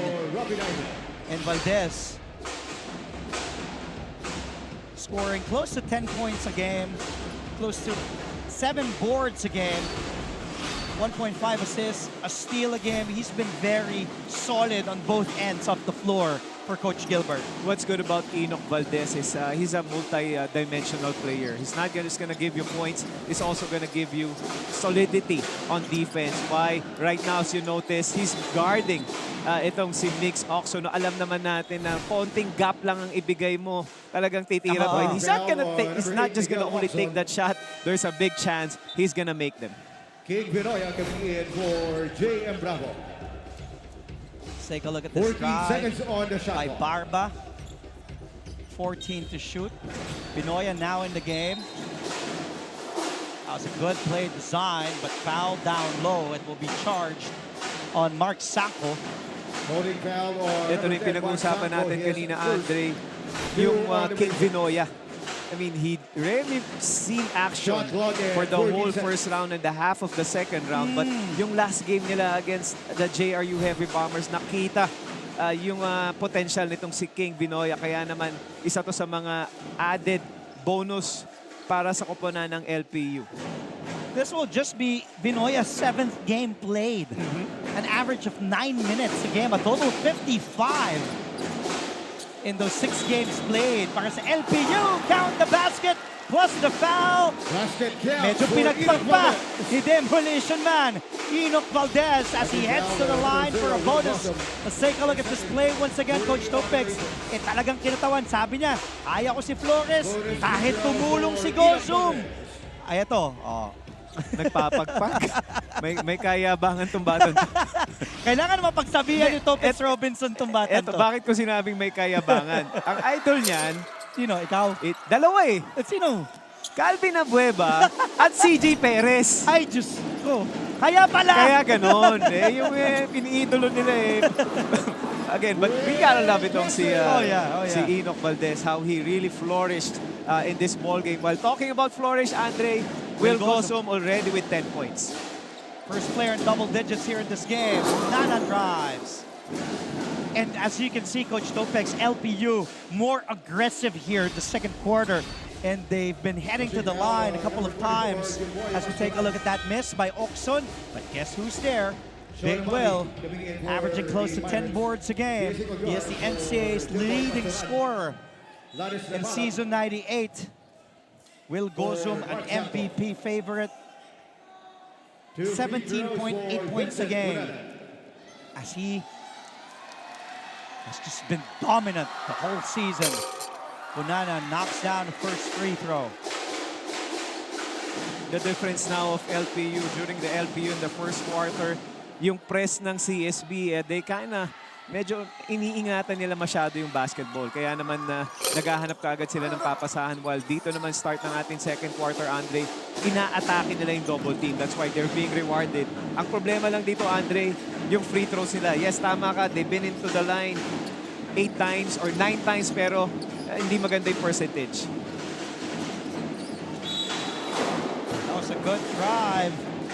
And free throws being awarded now to Chris Flores. You did mention LPU struggles from the free throw stripe. 5 of 9, shooting 55%. Samantala, itong Blazers perfect from the line so far. 6 out of 6. I don't want to jinx it as Flores is at the line, but I just did say we're perfect so far from the free throw line. And so far, so good still.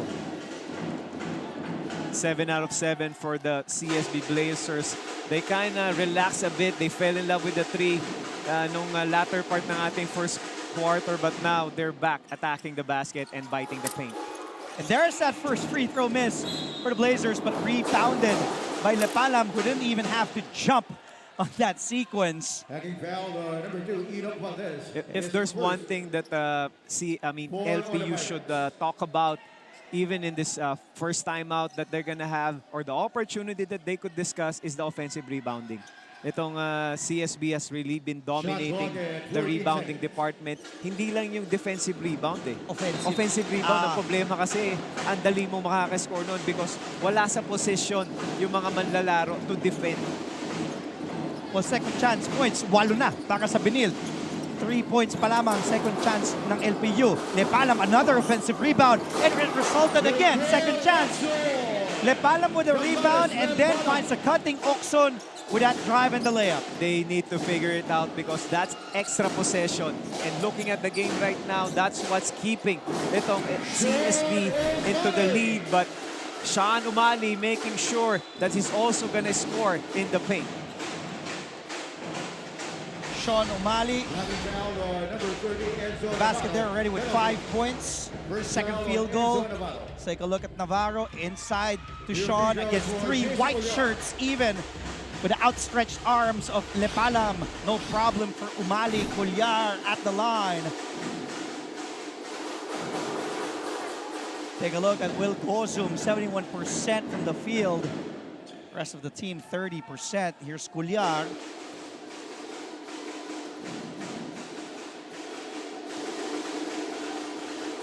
Team captain, graduating senior for the Blazers. Claude Guadagna back in for LPU as he replaces Barba.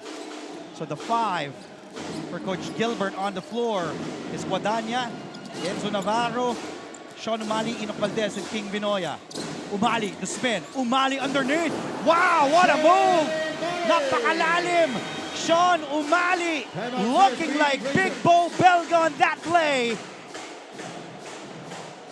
And LPU down by 5. Let's take a look again at this sequence, Coach Topex. Again, solid attack coming from King Vinoya, feeding up Baby Bo for that finish in the undergo stab. Now let's go to this timeout. Keep up with non-stop in-court action with GMA Sports. Catch the latest sports news here and round the globe. Be thrilled with conversations about the finest athletes and sports personalities. Yes! And Mamuski with a 1-2 is now down to just 6. And never miss a beat on the latest hard-court drama. We'll bring you stories behind each point and victory, one play at a time. Follow our official social media handles for your daily fix of hype and adrenaline. Online, GMA Sports. Pusong kampiyon, tayo'y may pusong kampiyon. There's no stopping us.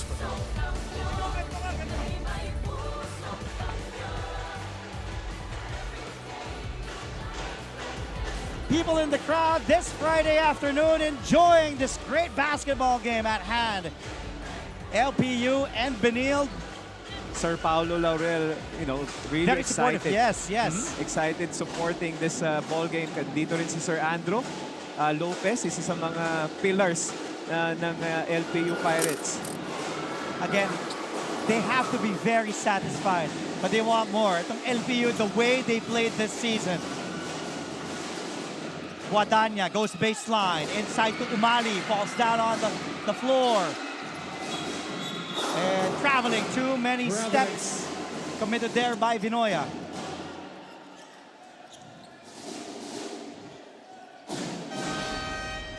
Makoy Marcos coming in for Chris Lawrence.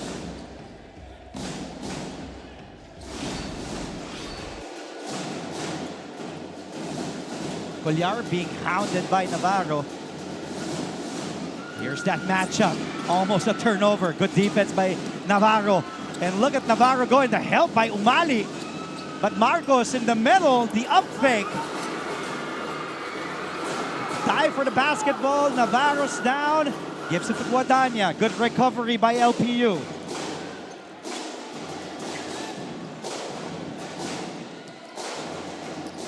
Valdez posting up Oxon.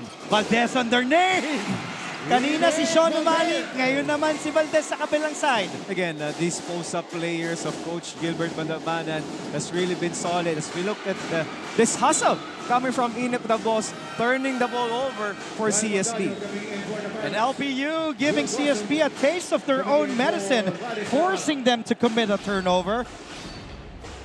Here's this spin, and then underneath, difficult shot para kay Enoch Valdez. One more time. Let's take a look from a different angle. LPU with a possession after forcing CSB to another turnover. Both teams now committing 8 turnovers in this game. 14 seconds on the shot clock. The good thing about LPU, the reason they're trailing now by 3 points is because they're pounding the ball inside, looking for those mismatches wherever it is coming from. Guadagna goes baseline, up fake, gets fouled hard by Oxon. Guadagna still down.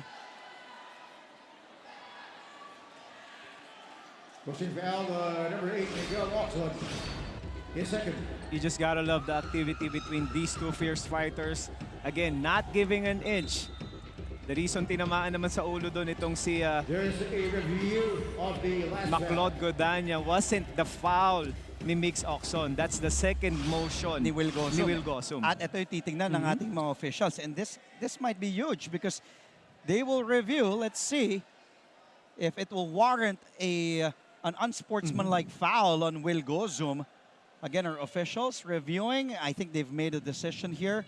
Crew chief. Ang tinitingnan kasi nila doon, Andre, is yung may whistle na kasi. Tinawagan na ng foul. Okay, so I think they review, otherwise. it was a hacking foul on number 8, Miguel Oxon. So just a personal, common His foul. second. Regular foul called on Mix Oxon. And si Gosum naman lumapit kay Guadagna. Sorry kagad, hindi naman and even 2 Oxon free throws for Maclod Guadagna. also approaching Maclod Guadagna. And you see the sportsmanship of these players. Although in a playoff type atmosphere with these two teams, of course, wanting to secure a twice to beat advantage heading into the Final Four. Again, no holds bar itong game na to, Andre. We've talked about the implications of this. We are valuing number 2. So no easy layups. Kumbaga, pwede ka pa kasing maka-end one doon itong si Maclod. But Will Gosum having that tough defense, sabi nga ni Coach Gilbert to one of his dados, we're gonna play tough, but we will not play dirty. And I'm sure that's what Coach Charles True always preaches to his CSB team. Marcos guarded by Guadagna. And a foul called on Maclod. Second quarter bench points, 5 for LPU, only 1 from Benilde in this Third quarter. foul on Maclod Guadagna. Third personal foul Robbie Naive coming in called for on Miguel Guadagna. Mark Sanko coming in for Will Gosum. 2 Sanko free throws for back on the hard Marcos. court. Will Gosum will head to the bench for a breather with 4 minutes 21 remaining here in the first half. Marcos at the line. He sinks the first.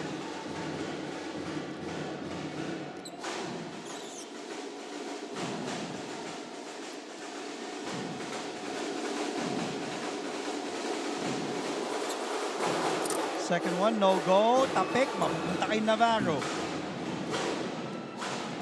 36 para sa Benilde, 34 para sa Lyceum. Valdez sees an opening. Valdez losing his balance, losing the ball in the process. Cuellar eluding 2 defenders. To Marcos, extra pass to Sanko. And look how Benilde really runs the break, Coach Topix. Walang kapanik-panik. Drop pass ng ganyan. Parang football eh. Alam mo yung American football, yung iaabot yung bola. 1 pass, 2 pass, and then, ayan na, layup, and then Tutungo sa linya si Sanko. The reason why CSB is leading right now is their defense is helping their offense. Why are we saying this? Because every time they make a stop, they're gonna be off to the races. Kaya naman nagkakaroon ng maraming miscommunication sa kanilang depensa or opensa itong LPU is because masyadong pesky yung defenders ng koponan ng CSB Blazers. That's why now they're headed to the line. But itong si Sanko missed both of his free throws. That might haunt them towards the end game. So just a 2-point game, 36-34. Second quarter field goal situation. LPU shooting way better at 63%. Valdez attacks. Valdez gets fouled. And Enoch will head to the line for 2 this season. Valdez is a 60% free throw shooter. Coming in for McLeod Guadagna. Guadagna with his 3 personal fouls. Babalik sa bench. Gets a few words from Coach Gilbert. Peñafiel will replace Guadagna. Oxon is back in. Will Gozum as well. Sanko and Marcos will be pulled out. So pinahinga lang ng konti, a minute or so ang pahinga ni Will Gozum. Binalik kagad ni Coach Charles.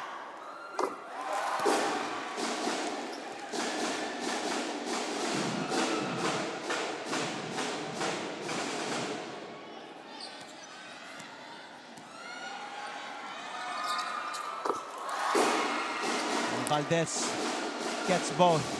We're tied. And this is the first time na magtatablang ating score. 36 all. Just our first deadlock.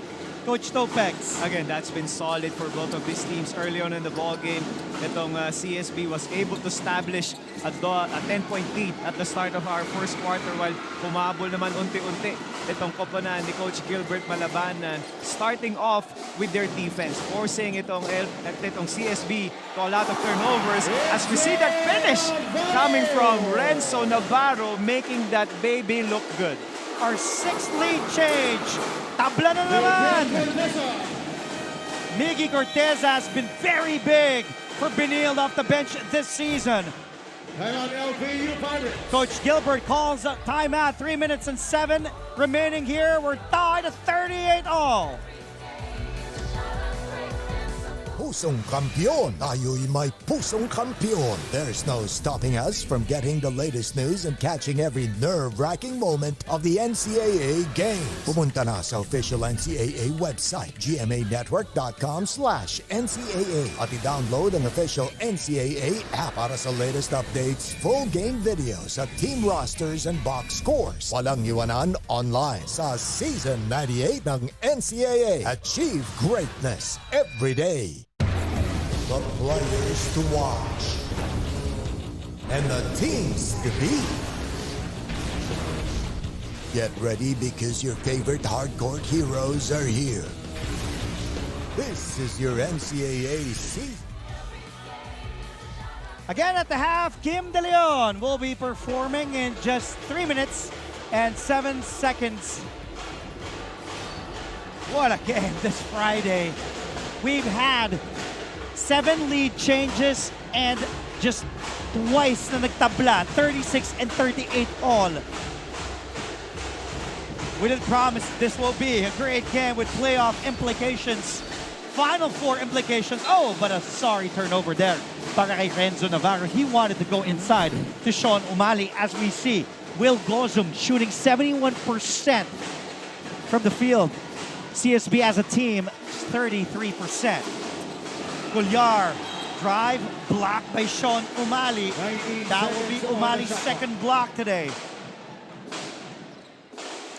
The reason why Will Gozum has been scoring heavily with that high percentage is those are coming from second chance points, a dish of assists, attacking the basket. So ang taas ng percentage nitong si Will Gozum. Naive overshoots. Good tap there by Valdez, but he was stepping out of bounds. Itong si Makoy Marcos. Turnover para sa Benilde. That will be turnover number 9. Kanina kung naalala mo, Coach Topex, lamang na lamang sa turnover tong LPU. 5 turnovers na ang Benilde. Kanina. Yeah. And ngayon, siyam na. make that 10. 10 turnovers for Benilde, 11 para dito sa LPU. Penalty. Second foul on Enoch Valdez. Second foul called on Enoch Valdez. Wanting to go from behind, trying to steal the ball away from Gulliard. Ato Barba set to check back in the game, and he will replace Valdez. Coach Gilbert doesn't want to risk it.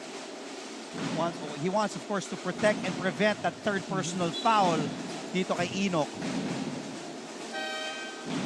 The reason why it's been a longer second quarter for us, Andre, because 7 minutes pa lang ng ball game. Both of these teams are already in penalty. So every foul that somebody commits on both of these teams will mean 2 free throws. And so far, itong CSB has been shooting well from the free throw line already with their 11 of 15 from the free throw. While ito namang LPU struggling a bit, they're currently right now 9 of 13. Sa ganitong ball game, sobrang importante ang mga free throws. Benilde shooting 75% from the line, just 69% for LPU. Gulliard all the way. Chasey with a miss. Tumatakbo ang LPU sa kabila. Navarro, nice pass. Di nga lang na-convert doon ni Peñafiel. And another foul. Holding foul on number 30, Enzo Navarro, penalty. That's gonna be double one para sa koponan. Actually, triple problems because first, they missed an open gimmick. Second, personal foul na to ni Renzo Navarro. I think it's already his third foul para kay Renzo. Third, you're gonna foul somebody 90 feet away from the basket and you're in penalty. So that's gonna be a huge blow for LPU. Dagdagan ko pa yan. Si Robin Naive pa yung na-foul na 87% free throw shooter. Dadagdagan ko pa, Andre. sige, go. Since nag-free throw itong CSB, anong gagawin nila? They could easily do their trapping defense because that's coming from a free throw. Kakasabi ni Pong, na-jinx ko. 87%. Dinagdagan mo eh. Dinagdagan kasi natin ang dinagdagan eh. Sabi ko, dadagdagan ko, Coach Topex. Ayan. Yan ang pang-limang miss pa lang ni Naive this season from the line. He's just missed 4 free throws out of 30 attempts this season. Peñafiel na itawid ang bola. Ito na nga yung trapping defense pero nakatakas naman ng LPU doon. LPU execute their offense. Umikot sa kabila si Peñafiel. Binigay kay Cunanan. The handoff. Peñafiel, 6 to shoot. Larupay has to take the jumper. No go. Rebounded by Gulliard. Back to JC. Gulliard, cross-court to Sampo. Pastoran, nice bounce pass, extra pass. But good defense by LPU. Nabasa na nila. And active hands coming from J.M. Bravo, deflecting that basketball and keeping that steal alive. And now, let's see itong si Vincent Cunanan as he saw for that one-on-one play. Humihingi ng dribbling violation yung CSB coaching staff. Good extra pass! But Larupay cannot convert inside. Ahead is Naive. Good look by Gulliard, and Naive gets fouled. And the coaching staff of CSB asking for an unsportsmanlike foul, and our officials will review. Again, that turnover of LPU resulting in this transition for Robbie Naive as we are reviewing that foul. Yun nga sinasabi ng coaching staff nitong CSB. They want it reviewed. Grabe itong CSB, no? Takbo sa opensa, takbo sa depensa. Pati, yun nga yung sabi mo din, coach, selfless basketball. Grabe, may layup ka na, bibigay mo pa eh. Yeah, they know what's important for them. And you'll notice din na yung substitution pattern ni Coach Charles Chu, ang bilis ng kanyang rotation. Why? Just like to answer your question kanina or your query, that's because gusto nila pace mabilis eh. Fresh legs. Yeah. You're not just gonna only press defensively, but you wanna run offensively. Kaya ang dami nilang opportunity off of those fast break plays because of a lot of activity. The only challenge there, Andre, is syempre minsan ang gusto ng coaches 100% sa defense with the energy, pero medyo 80% lang sa offense. Why? Because pag masyado kang mabilis, what's gonna happen to you, is forcing a turnover. As the referees are calling now, I think that's gonna be a Mukhang sportsmanlike. Mabigat to kasi ito, pinapaliwanag nga ng ating opisyales kay Vince Cunanan. Dahil nasa harap daw si Naive, bumump daw yung katawan, wala daw proper landing. Yun ang explanation sa atin. Upon review, it was an unsportsmanlike foul. Criteria 1 on number 18, Vincent Cunanan. Not a legitimate attempt to play the ball within the spirit and intent of the rules. 2 free throws for Robbie Naive. So 2 free throws for Naive. Again, Naive, a very good free throw shooter, although he missed earlier. Naive is an 86.6% free throw shooter. And they get the possession as well. Talking about possession, Andre, ito nga sinabi ni Pong Ducane sa ating Sultan of Stats. First quarter, the reason why CSB was able to produce the 10-point lead is because they scored 28 points in one quarter. While dito naman sa ating second quarter, nakaka-15 pa lang itong CSB with 1 minute, still 1 minute and 19 seconds left in our second quarter. 5-point lead for Benilde. Pastoran gets a screen from Corteza. Sanko will try the 3. Yes! Para sa 3! That was a good execution off of the half court para sa koponan ng CSB Blazers. They was able to attack the basket, getting an open Sanko for the 3, and now they're going for a zone defense. Sasagutin naman sa kabila, but rebounded by Bravo. Could not convert inside. Back the other way. The Blazers, all 5 of them running. Cuellar back to Naive. Stolen away here. Cunanan against Naive. And a foul committed by Robbie Naive. That will send Vincent Cunanan to the free throw line. 10-0 run by Benilde. This is what we're talking about defensively. While we look at this replay on attack, coming from that Sanko 3, wasn't defended. Hand down, man down.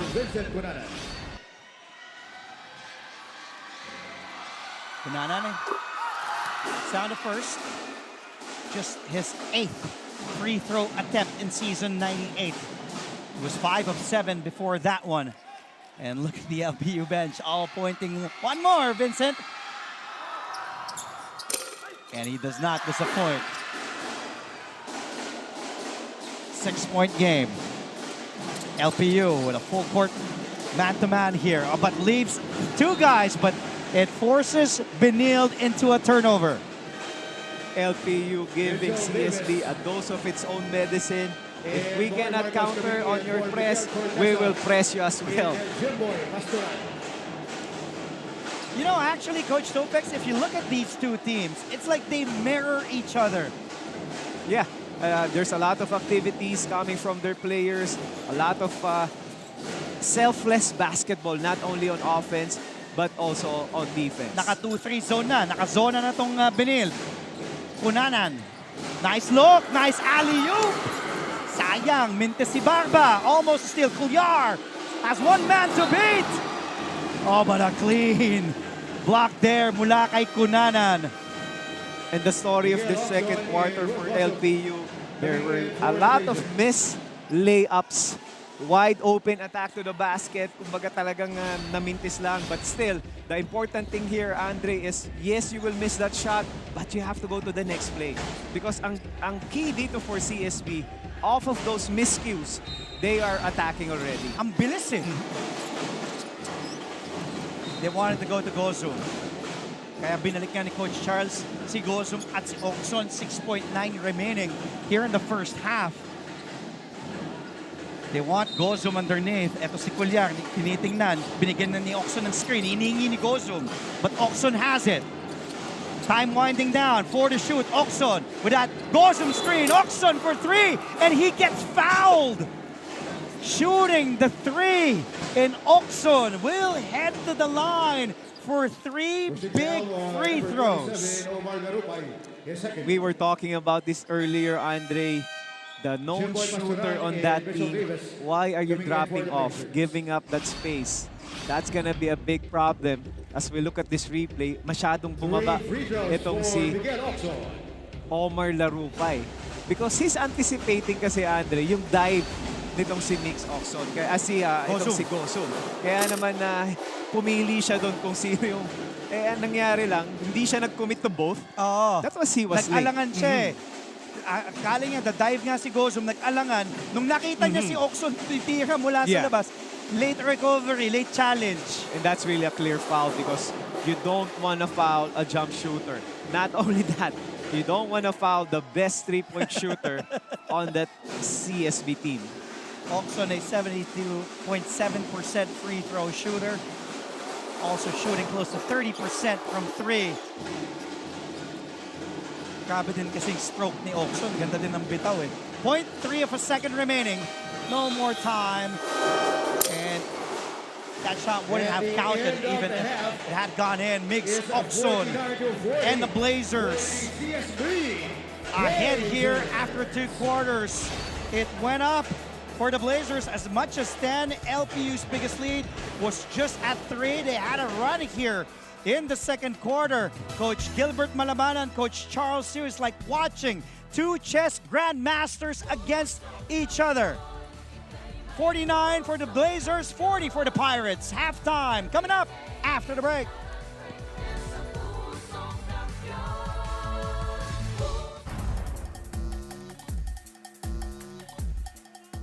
We are officially in the final full week schedule of the men's basketball tournament in NCAA Season 98. Before we know it, Final Four na. Patindi na ng patindi ang mga bakbakang ating napapanood sa hardcourt. Kaya naman, balik tanaw muna tayo mga kapuso. Let's go back to November 9, 2022 when the LPU Pirates squared off against the Sunbed Red Lions in their second round matchup. Going around the world. Marba, nice speed! Tabla ang laro sa 78 with less than a minute to go. Dumrive sa baseline si Omar Larupay at finaul. 24.7 seconds na lang ang nalalabi. Larupay broke the tie by going 1 for 2 from the free throw line to put the Pirates ahead 79-78. Sa sumunod na play, Driving, Inot for the lead! nakascore si Tony Inot para maibalik ang lamang sa panig ng Red Lions 80-79. Tumawag naman ng timeout ang LPU with 15 seconds remaining on the game clock. Here we go. Triggerman is John Barba. Sumaksak ang veteranong point guard na si Renzo Navarro.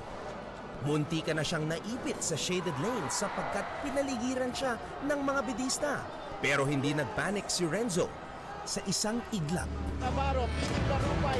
Larupay for the lead! Yes! nahanap niya si Omar Larupay. Puntos para sa mga pirata. What a play after the timeout! Lamang na naman ang LPU. Coach Yuri, it's his turn to come up with a play. Nagkaroon ng pagkakataon ng Sunbed na makabawi. Kaya lang, Take out for the win! Goes strong! Follow up is off as well! pumalya ang tira ni Gab Cometa na nagbigay sana ng panalo sa kanyang kupunan. With this 81-80 victory, the LPU Pirates swept the season series against Sunbeda and are now currently in prime position to secure a twice-to-beat advantage in the Final Four. LPU team captain Renzo Navarro finished with 10 points, 4 rebounds, and 7 assists, while the hero of the game, Omar Larupay, tallied a season-high 15 points to go along with 10 rebounds and a steal. Navarro beating Larupay. Larupay for the lead! Yes! And it is because of the magnitude of this win by the LPU Pirates that it has been chosen as our NCAA Season 98 Game of the Week. Valdez the crossover, floating it up and in! And he's got 30 points! Isa sa mga breakout performers nung nakaraang NCAA Season 97 ay ang small forward ng LPU Pirates na si Enoch Valdez. Pinangunahan ni Valdez ang kanyang kupunan sa scoring, averaging 12.1 points per game. Hinirang din siya bilang pinakaunang GMA NCAA All-Star MVP. Pero bago nagsimula ang Season 98, nagtamo ng injury sa kanyang right shoulder si Enoch. At dahil dito, nilimitahan ng coaching staff ang kanyang mga minuto sa first round. Sinabi ni Enoch sa isang interview na pagdating ng second round, maaasahan daw natin na 100% na ang kanyang magiging kondisyon sa paglalaro. At eto na nga, nung nakaraang linggo, naging saksi tayo sa tunay na laro ng isang Enoch Valdez. Ahead to Valdez, touchdown, Enoch Valdez. Winning the foot race again. Spot up mula sa labas. 4-point game. Valdez has been there, man. Mabangis na depensa. Demonyo sa fast break. Solid ball game. Pambihirang sipag. Walang humpay na pag-atake. Halos lahat ng pwede natin sabihin tungkol sa isang malupit na basketball player, may ihahambing natin kay Enoch Valdez. Career high 30 points, 11 rebounds at 3 steals ang kanyang ginawa para sa LPU Pirates kontra sa San Sebastian na walang magawa para siya'y mapigilan.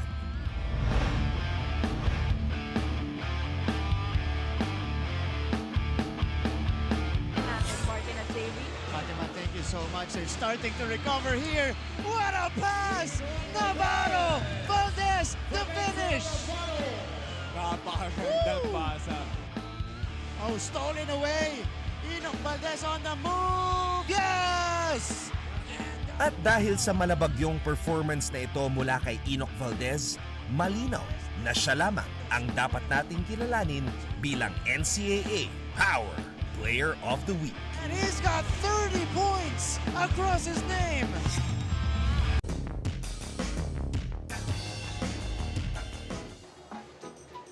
Mga ka-NCAA, nandito tayo ngayon sa dugout ng Arellano Chiefs para makita ang preparation sila bago sumabak sa hard court. Kaya ang tanong, dugout trade na ba? Game on! Pwede mo matanong kung anong ginagawa sa'yo ngayon? Ginagamit lang ni Jong yung powers na sa akin para ready ako sa game.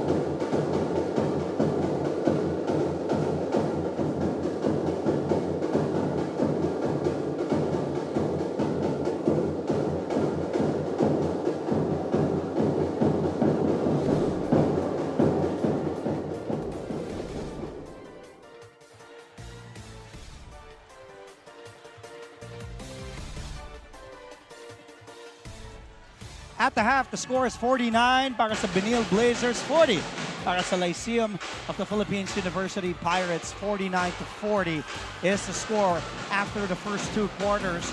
CSB with 3 games left in the elimination round, including today.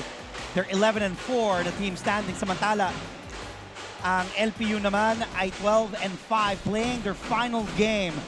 And a win means they will get a hold of that second spot heading into the Final Four. As we take a look at some similar, identical numbers, White, sa offensive rebounding, dun nag-dominate itong Benil. Pero sa field goal percentage, pareho sila. More free throws as well for the Blazers. Andre Felix along with Coach Topex Robinson. Coach, I was talking to you, I was asking you, what strikes you the most after the first 2 quarters? Looking at the numbers, it does make sense. +7 sa offensive rebounding itong Benil. Hence, mas marami silang second chance points. Yeah, Bob, you're correct there, Andre. But what's also glaring there, Andre, is the 23 free throws that CSB already has. They scored 18 points off of that, while ito namang LPU was 11 of 5. So that's 7 plus 7 points para sa kanilang opensa. Kaya naman siyam ang kalamangan nitong CSB into the half. 28 rebounds, 13 second chance points.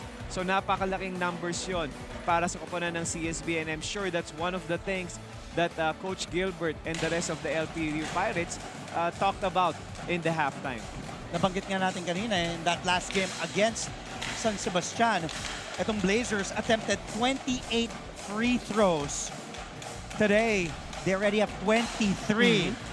As we take a look at the LPU drum squad taking center court, that's really huge. And looking at the numbers nitong Benil, Oxon's leading the way with 12 points. Gozum with a quiet, and I mean quiet because he's not even really looking for his shots. He's 5 of 7 from the floor, 10 points in 10 minutes. Very efficient itong si Will Gozum. But it will be scary if he does look for his shots. JM Bravo on the other hand, para naman sa Lyceum coming off the bench, 11 minutes, 9 points. Valdez with 8 in 12 minutes. Again, in that first meeting, it was more than 2 months ago. Itong LPU, NCSB, September 11, as we take a look at the leading scorers at the half. LPU took the first quarter. During that game, CSB countered with the second quarter. I know that's too long ago. Kumbaga, tagal na nga. Sabi nga ng parehong coaches, di natin pwedeng basihan yon. Tingnan natin, balikan natin yung mga keys to winning for Coach Topex's top picks. Bite the paint and press to impress. Looking at that bite the paint topic, yes, they're a check on that one because they already went to the line 23 times. Ito nga yung sinabi natin na kalamangan nila.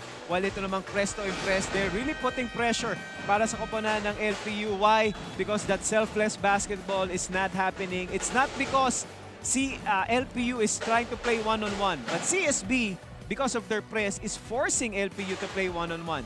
Demolition crew is not working. Why? Because so far, Omar Larupay, Sean Umali, and Enoch Valdez are not really dominating the paint. Why? Because eto nga, yung 28 rebounds ng koponan ng CSB, while 13 second chance points, all of them are in the paint. As we look at the cerebral assassins, both of these point guards are doing well, manifesting or making sure that they in control of the situation as we head now to the third quarter.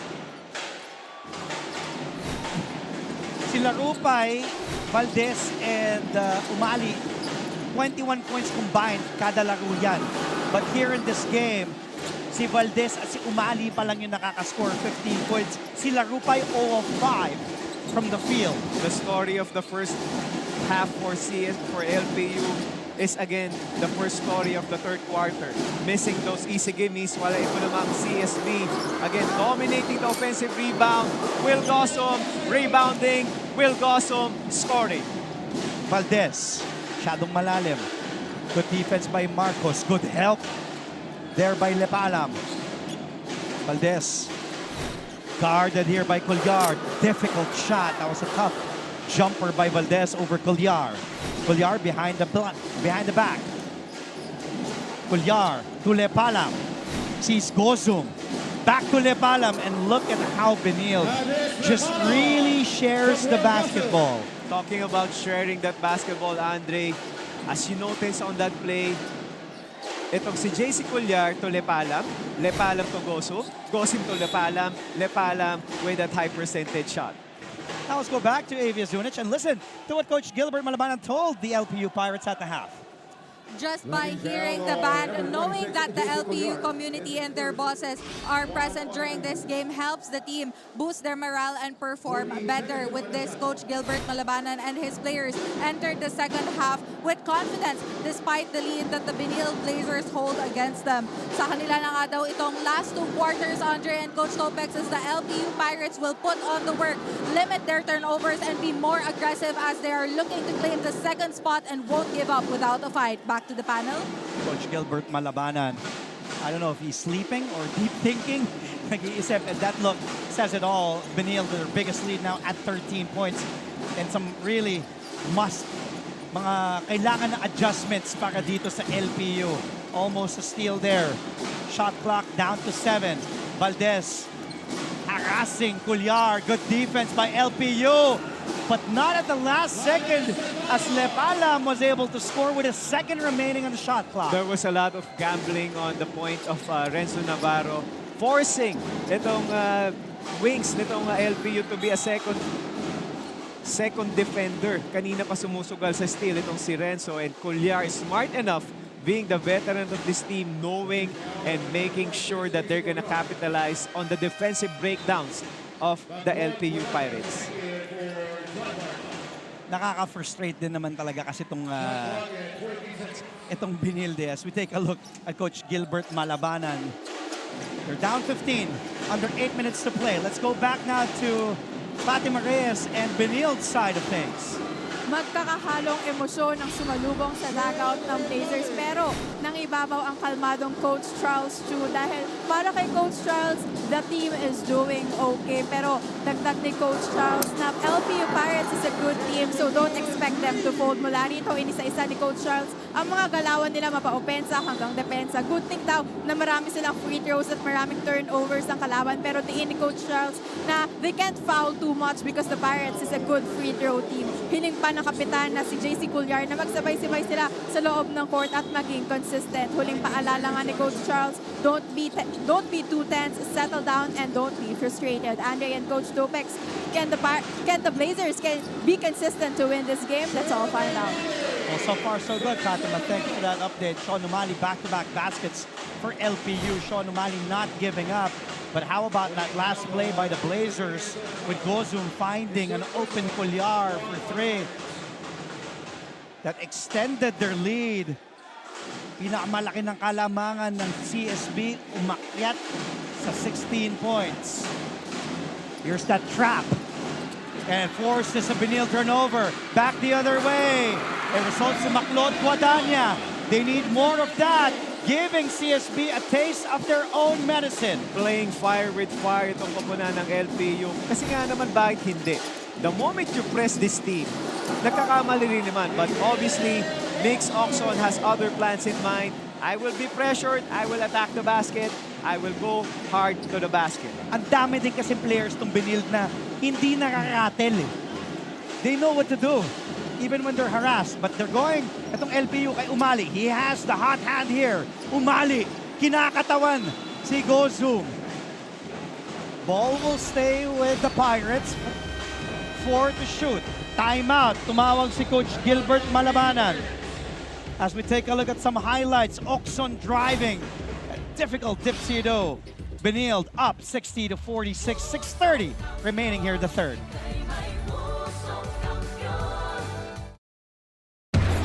The players to watch and the teams to beat. Get ready because your favorite hardcore heroes are here. This is your NCAA Season 98. Achieve greatness every day. Catch all the action live Tuesdays to Wednesdays and Fridays to Sundays, 12 noon on GTV. Keep up with non-stop in-court action with GMA Sports. Catch the latest sports news here and round the globe. Be thrilled with conversations about the finest athletes and sports personalities. Is this it? Yes! And Mamuski with a 1-2 is now down to just 6. Spotted former Benil Blazer Jonathan Gray is also part of those Benil teams. Nagtatago ka, di ka makakatago sa amin, Jonathan Gray. Also great CSB Blazer back in the day here when in his NCAA playing days. Feeling ko yun ang scouting report. Kalaban niyo si CSB. Vaccine 1, Jonathan Gray. Because Jonathan Gray could do a lot of things as we look at this missed shot attempt coming from Matt Bravo. Now here are the Blazers. Up 14.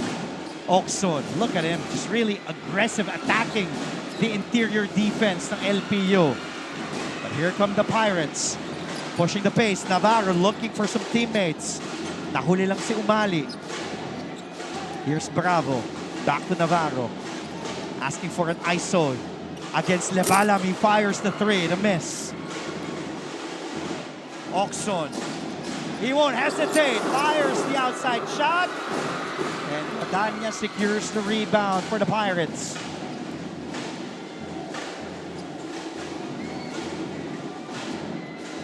Hinihingi ni Valdez. Binabantayan ni Makoy Marcos sa low post. Valdez, difficult turnaround shot from Enoch Valdez. What's working for LPU if they're gonna dump it on the post, going for a high percentage, either itong si Sean Umali, just like what you mentioned, Andre, at ngayon naman itong si Enoch Valdez. They have to get Valdez going. They're down 12. We approach our halfway point here in the third quarter.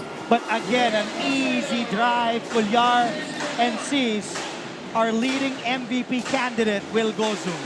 The problem with LPU defensively is off of those ball screens that CSB's been setting up, hindi nagkakaroon ng stoppage or hindi nakakapag nag-i-stop ng bola. It's either Mix Oxon or itong si JC Cuellar. That's why now, another opportunity. Marcos with a 3. That is big. That extends Benil's lead to 17. Now their biggest. 4 minutes and 30 remaining here in the third quarter. Benil, number 2 team.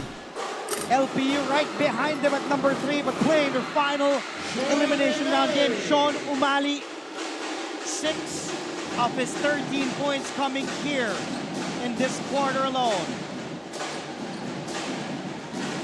Marcos down to Gozum. And that's too easy. Yep. That's too easy. Exactly what I was about to say. Kung gaano kahirap umiscore itong mga manlalaro ng LPU, gano'n naman kadali ang ginagawa nitong CSB. Why? Kasi nga sinabi natin, every time itong LPU presses on dito sa mga players ng CSB, maraming bagay nangyayari. But the way this team has been playing right now and the way that LPU has been defending, it's gonna be an easy walk in the park for CSB. Over the back foul will be called, I believe, on Aris Lebalam. Palasa ng tao si Charles Tew. Gozum, Oxon, Cuellar, Lebalam, and Marcos all head back to the bench. Now it's gonna be a problem for LPU because all of those 5s right now are fresh. Kaya naman as you see now, you could see the pressure, you could see the press, at inaalis talaga ng koponan ni Coach Charles in any easy shot. Ito lang yung isang shot that itong si Enoch Valdez made, but ang problema doon, Andre, galing yung sa one-on-one play. It's not coming from a pass to a pass to a pass. As you see right now, yun nga yung sinasabi natin, sariling sikap eh. Sariling sikap yung mga opensa. While ito namang CSB, they really are fun to watch because they're sharing that basketball and also they're working together defensively. Pati grabe yung platoon substitution. You could afford that, Andre, because you're up by 17 points. Oh, but an offensive foul. Ward off called on Prince Carlos. So evident. Itong ano ngayon for LPU, as we look at this replay, ito yung pressure nitong si Vincent Cunanan and getting hit in the face because of that pressure.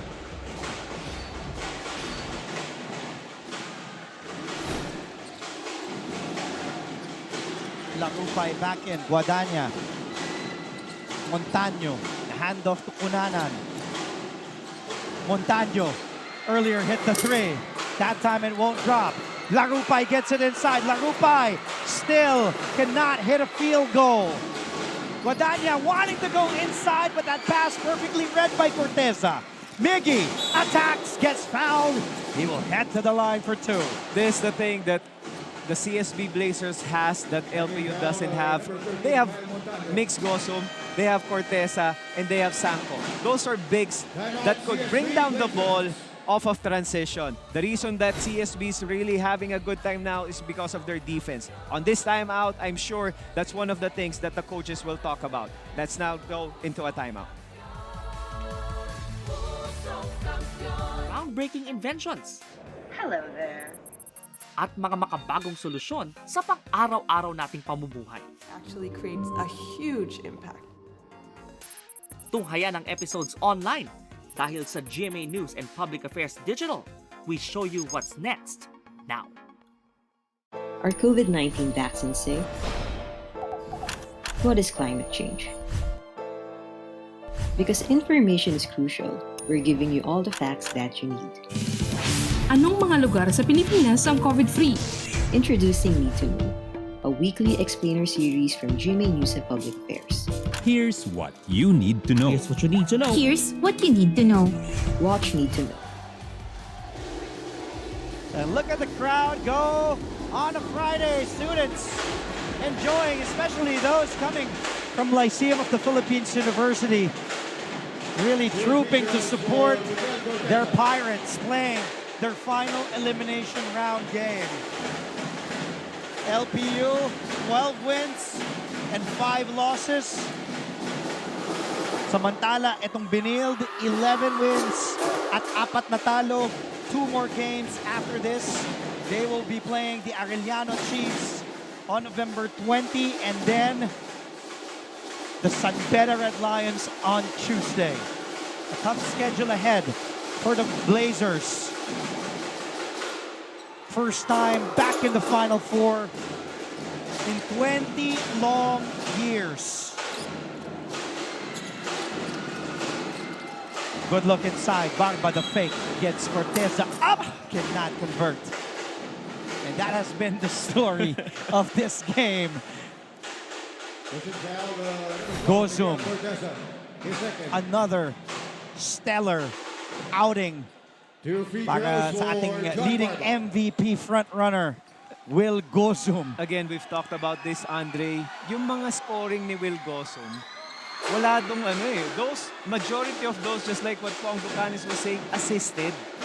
So ibig sabihin, there was never a time that he forced a shot and his teammates know how to take care of their MVP candidate. Kasi nga naman, they really are creating opportunities not only for themselves but also for their teammates. Hindi lang si Will Gosum ang beneficiary noon, Andrea. Yes. Ang daming nakikinabang. Lepalam was one of them. The guards of CSB was one of them. Again, the second chance points, another problem for LPU. Offensive rebound. Pagkatapos mamintis si Naivig, gets the offensive board. Trying to shake off Montaño. The kick out to Pastoran. 2 to shoot. Pastoran launches. And another offensive rebound. Carlos with a 3. That time, almost a steal there para kay Carlos. He claims it was all ball, but a foul charge on Prince Carlos. LPU dodged a bullet there because based on this angle that we have, that was really a clean swipe, but that could have been another opportunity, a second chance points opportunity for CSB. Dalawang tres yun na mintis. Imagine, coach, rebound, offensive rebound. 3-point attempt. What you have to remember, Andre, long shot will lead into long rebound.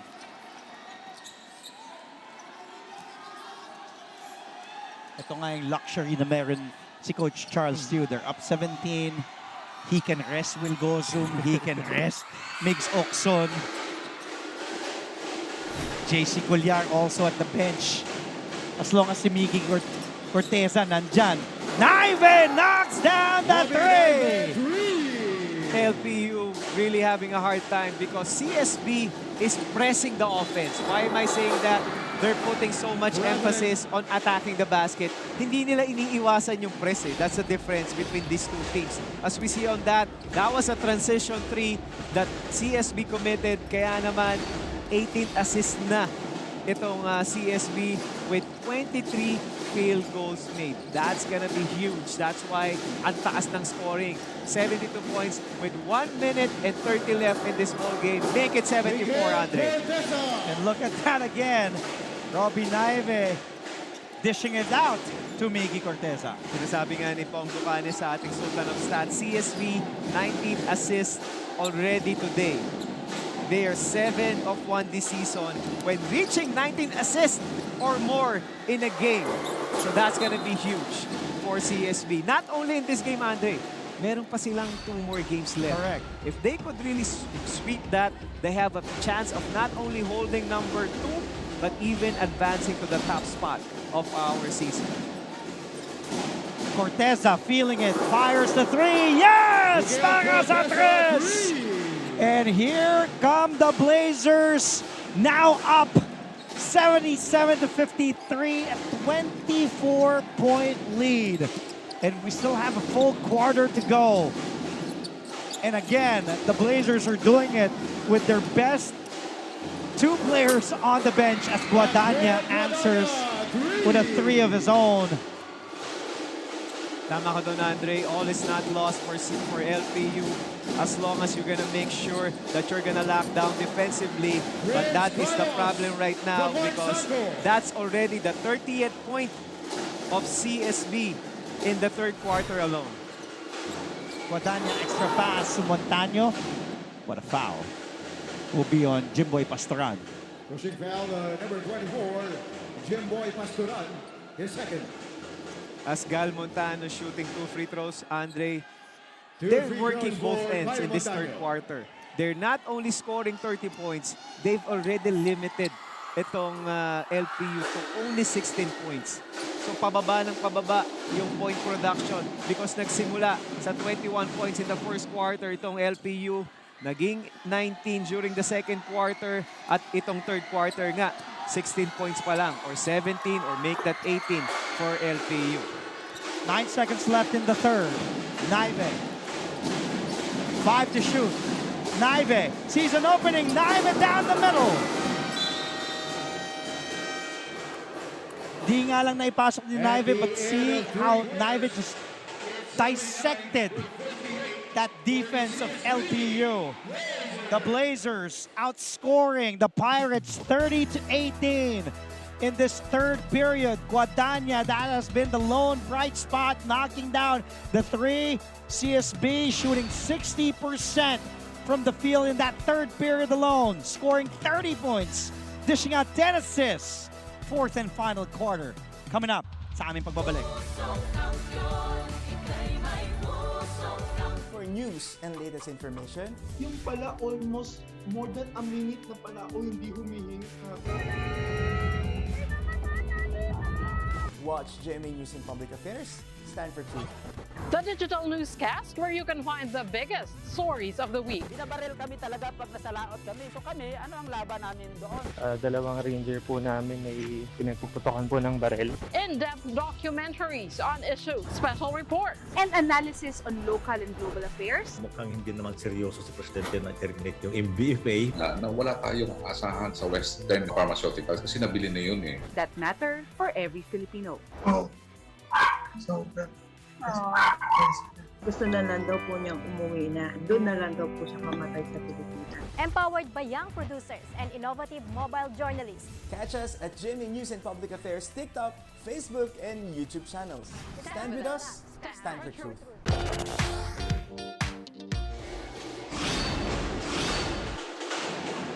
take a look at the quarter scoring here, but again, CSB just pounding on the points. 30 in that third quarter alone. LPU only 18 in that third quarter. Itong Blazers shot 12 of 20, samantala 6 of 19 naman ang LPU in that third quarter. Doon talaga kumawala. But there's another full quarter. Guadagna almost, but not quite from that same spot that he hit the three. Oh, good passing by LPU. Results to Montano, and this is the LPU team that we've seen in Season 98. They have a full quarter to come back in this game.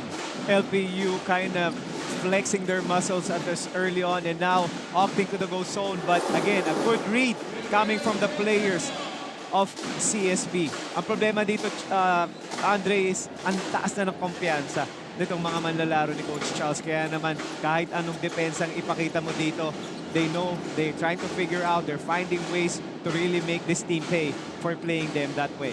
Guadagna using that screen. Guadagna drives. Guadagna scores. And Maclot, Guadagna with 9 coming off the bench. LPU opting to go 1-3-1 on their defense, taking away the attack from the paint. The ball screen that is CSB's milking kaninang third quarter. So far, so good because, again, another turnover by CSB. Oh, good pass by Guadagna, but Barba cannot convert. Now let's head to Fatima Reyes for fourth quarter report on the Blazers. They're a good team. Dumepensa tayo. That's the exact words of Coach Charles Chu during the timeout. Sa kabila nga, ng ganda ng tinatakbo ng laro ng Benil Blazers, paalala pa rin ni Coach Charles na huwag silang magpadali sa kanilang mga drive at mas maging agresibo pa sa pag-atake. Andre at Coach Topex, alam nyo sa huddle ng Blazers, tila ba sila ang naghahabol dahil gigil sila sa bawat puntos. Ika nga ni JC Colliar, don't look at the score and keep on playing. This just reflects how eager the Blazers to secure that twice-to-beat advantage. With this kind of game from the Blazers, it looks like the stars will continue to align for the green and white. Balik sa inyo. Maraming salamat, Fatima. Talagang align mga between para kay Coach Charles too. Lamang sila dito ng 19 points, and look at that field goal situation. 8 minutes remaining here in the fourth and final quarter. Kami po yung magbabalik dito sa GTV. Keep up with non-stop in-court action with GMA Sports. Catch the latest sports news here and round the globe. Be thrilled with conversations about the finest athletes and sports personalities. Here's the hit, yes! And Mamuski with a 1-2 is now down to just 6. And never miss a beat on the latest hard-court drama. We'll bring you stories behind each point and victory, one play at a time. Follow our official social media handles for your daily fix of hype and adrenaline. Online, GMA Sports. Pusong kampiyon, tayo'y may pusong kampiyon. There's no stopping us from getting the latest news and catch. Let's go back. What happened here?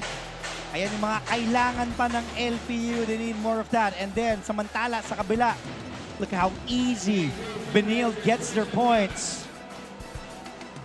Guadagna still refusing to give up. That's a free throw, knocked down there. You know, Andre, as coaches, we make sure we value our timeouts. I was really, I like the way Coach Charles called that timeout kahit hindi ka pa uopensa. I'm sure it's gonna be a reminder. Walang malaking kalamangan dito sa ganitong klaseng kaimportanteng laro. So, it might have been a wake-up call for his players because you don't want to wake up now not protecting that lead. And look at that extra pass again. It resulted to Amigi Cortez, an easy basket. Kita mo, one pass, two pass. Diba, Sanko gives up. They're really looking for that better and then better shot. Barba fires the three. Short. LPU has been shooting blanks the whole game. They had opportunities with point-blank range, but those are missed shots. While ito namang CSB, Nick Oxon, those shooting, missing that shot, but still, that's the shot that CSB will take because the ball landed on your best three-point shooter. Let's take a look. This Pastoran drive. Pass kay Sanko. Extra touch pass kay Corteza. And the Blazers today with 23 assists as compared to only 13 assists ng LPU.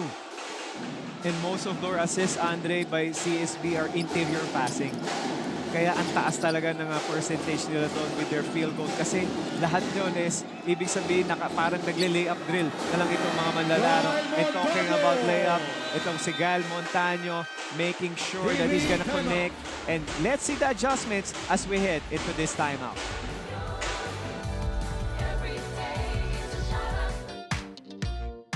Hi, surprise guest!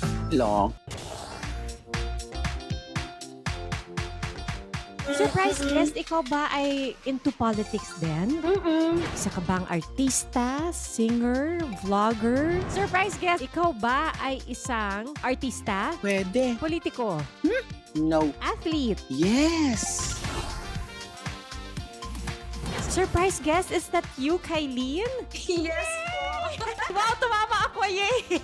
Bye. Igan, grabe ka! Congratulations on your new program. Ate V!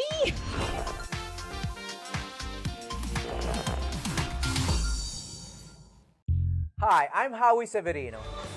Mga kapuso, nagbabalik po kayo sa NCAA Season 98 dito lamang sa GTV.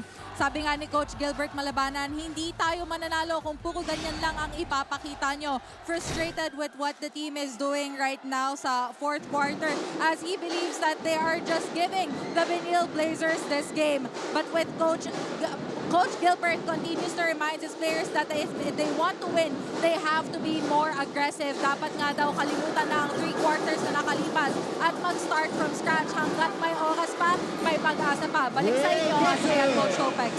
Salamat, Evia. Pero habang nandyan Will Gozum, asahan mong gagawa ng puntos but an offensive foul called on Guadagna. Again, you see the frustration coming out of this LPU players. While ito namang CSB Blazers, Andre, they are really playing confident basketball. Really dominating, throwing and attacking whatever LPU throws at them. The thing with CSB is they know what kind of team they are. They know their identity. They're all running on the same page. Oxon drives, the kick out. Marcos, 3 for 3. Yes! Para sa 3. It's been that kind of the ball game and a season for the Blazers here in Season 98. Selfless basketball is how you're going to define this offense. Not only offensively, Andre, but also defensively. They're helping each other out, making sure that the 68 points that LPU has scored in this ball game, all they're going to bleed out of that. And speaking of which, Ubali is just willing his team in this one. 15 points para kay Sean Umali. Colliar. Marcos wanting to go down to Gozum.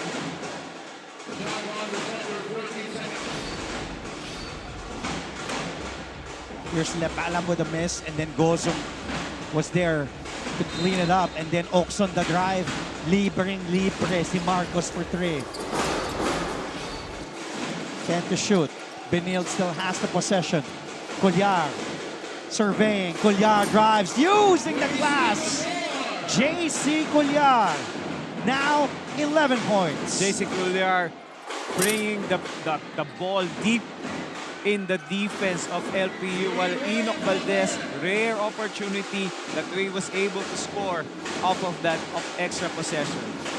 Valdez with 12, Umali with 15. Those are the 2 only Pirates in double figures. Blazers, 4 ang in double figures. Gozum, Oxon, Corteza, and Colliar. And Oxon drives.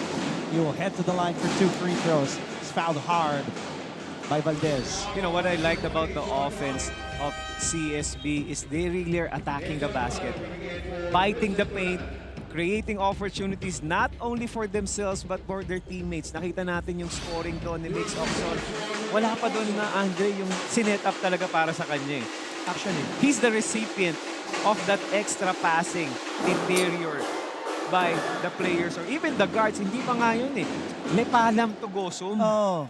Corteza to Gozum. Hindi nga yung play na design play. Diba na parang okay, create ka for for your own as we take a look at Okson's numbers. 14 points, 3 assists, a steal, a block, and 3 rebounds. All the points, or most of Okson and Gozum's points, coming off just extra passes. As we take a look at Umali boxing out Gozum. Pagsak si Umali. Gozum and Umali getting physical here. Valdez the 3. Miss, and Gozum grabs another rebound, and that gives Gozum a double-double. 18 points, 10 boards. Lepalam inside. A miss. Oh, but sabi, count the basket. Goaltending. Ay, tatawag sa LPU.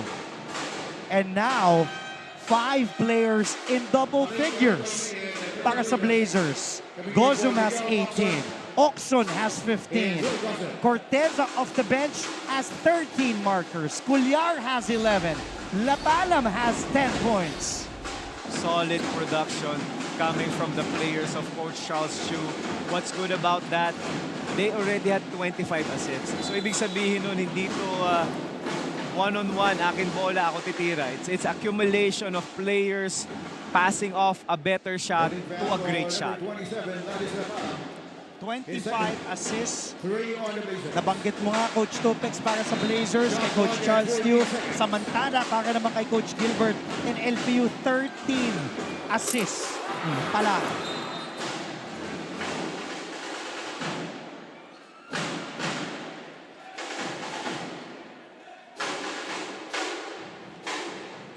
Holding foul on number 22, Mitchell Davis, is first for on the Blazers.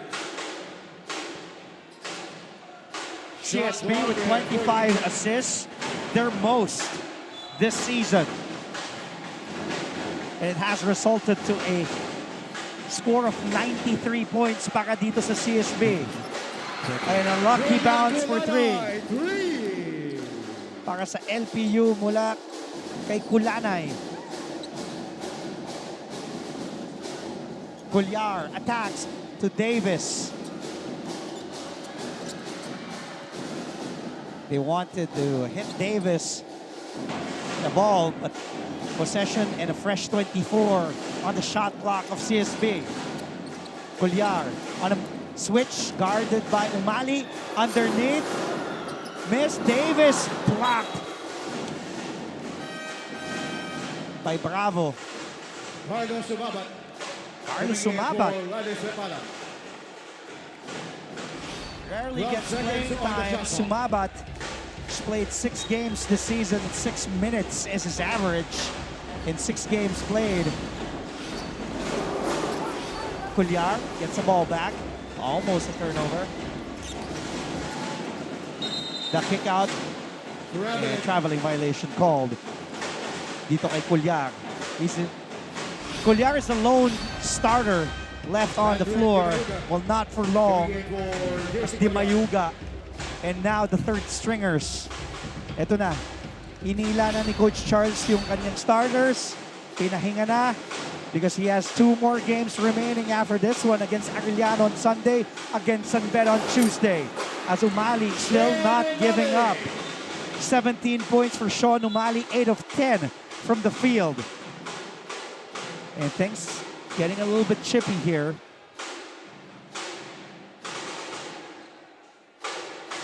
May kasama na rin frustration to, Coach Topex, para kay Sean Umali.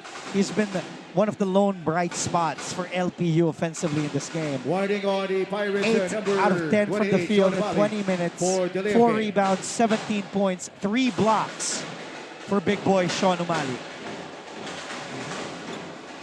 With 3 minutes and 20 seconds left in the ball game, Andre, I'm not sure if CSB is aware of it, but their biggest output was 100 points back in September 16, 2022, when they played against the SSCR Stags, scoring 100 to 94.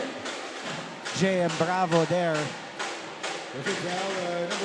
Still not giving up with a 3-point play. But time not on LPU's side.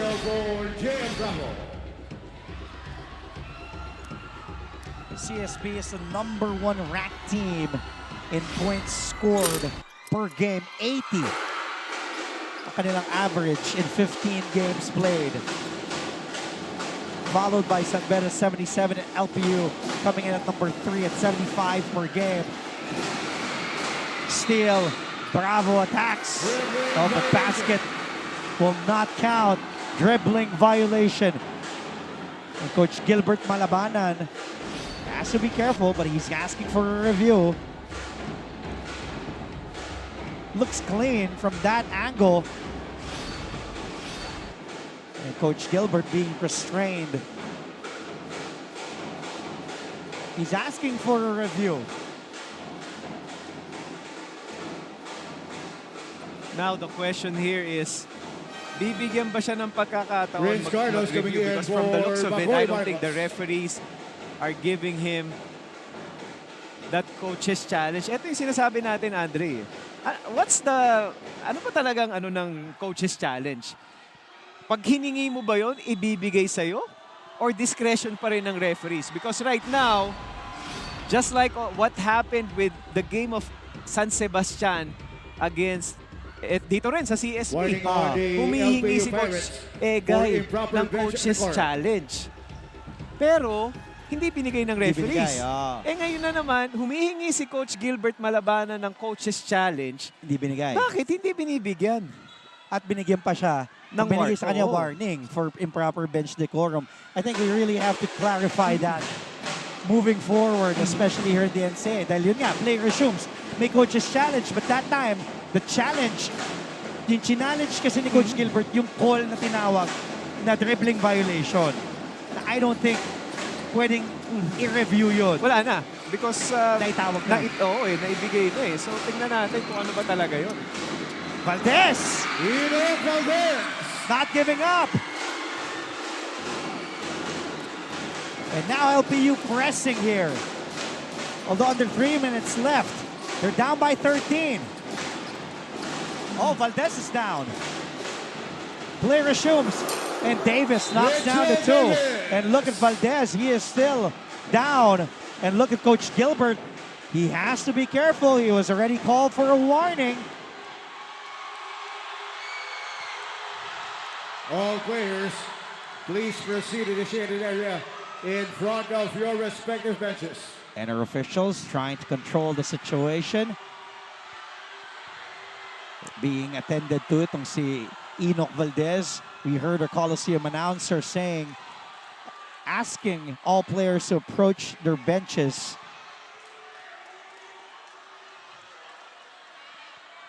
What a sequence there. Unfortunate breaks para sa LPU. But they have cut this CSB lead that was once 24, now just down by 15 with 2 minutes, 17 seconds remaining here in the fourth and final quarter. And our officials, crew chief Glenn Cornelio and first referee Harry Santos at our commissioner's table. Ito yung nangyari kay Enoch, Coach Topex. Etong tanong ngayon like yun. Natamaan ng sa elbow. mukha eh. Oo.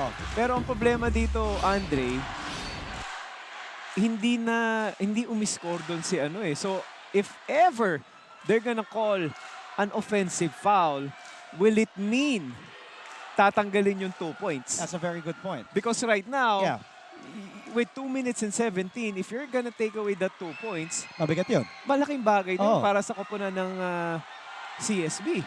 Kasi nga naman, ginamit na ni Coach Charles yung kanyang mga shock troopers nagkakaroon ng mini run itong koponan ng LPU. I'm sure hindi rin papayag si Coach Charles kasi nga naman dapat tinawag nyo na kanina kung na-miss nyo. And now you're gonna deprive us of 2 points na kailangan namin ngayon. And on our screens, Commissioner Tonichi Puhante closely overlooking and overseeing our officials as they review. Kasi from that replay that we saw earlier flashed on our screens, natamaan ng siko ni Dimayuga. And balikan natin yung instance kanina, Andre. Kailan ba pwedeng i-decline yung iyong request for coach's challenge? I'm sure there are parameters to that. And if again, it should be cleared because hindi lang to una. Nangyari nang hato again, going back dun sa game ng San Sebastian. So kung hindi klaro yun at galit na galit itong si Coach Gilbert, baka nga hindi na ay klaro. Talaga Coach Gilbert.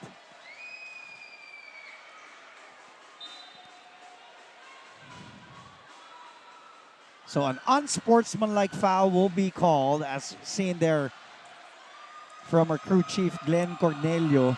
Mukhang si Di Mayuga or si Kahukom. Now ang question, John, Andre, tatanggalin ba yung 2 points mo? Kasi nangyari doon is galing doon sa Upon review, dribble. it was an unsportsmanlike foul, criteria 2, on number 13, Patrick Di Mayuga.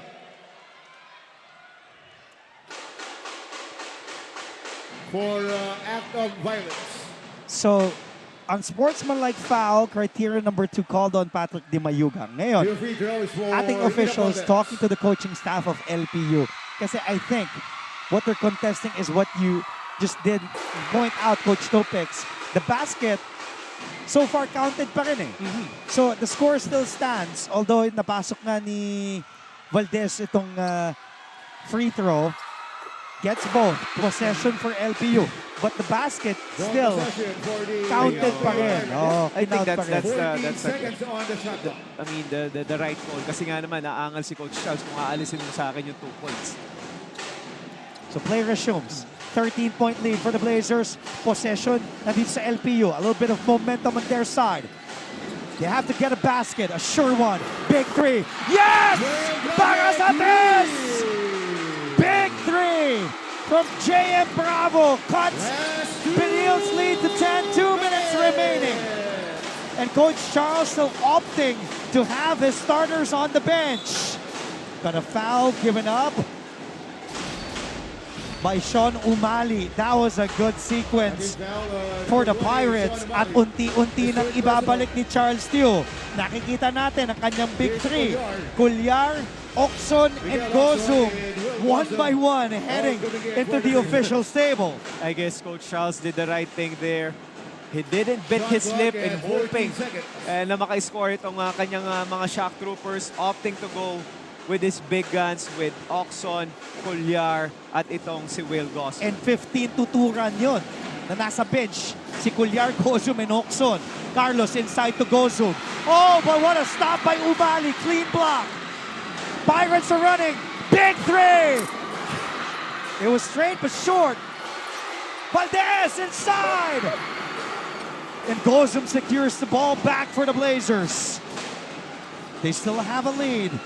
A double-digit lead, 10-point lead. Navarro pressing Carlos. And a foul charge on Renzo Navarro.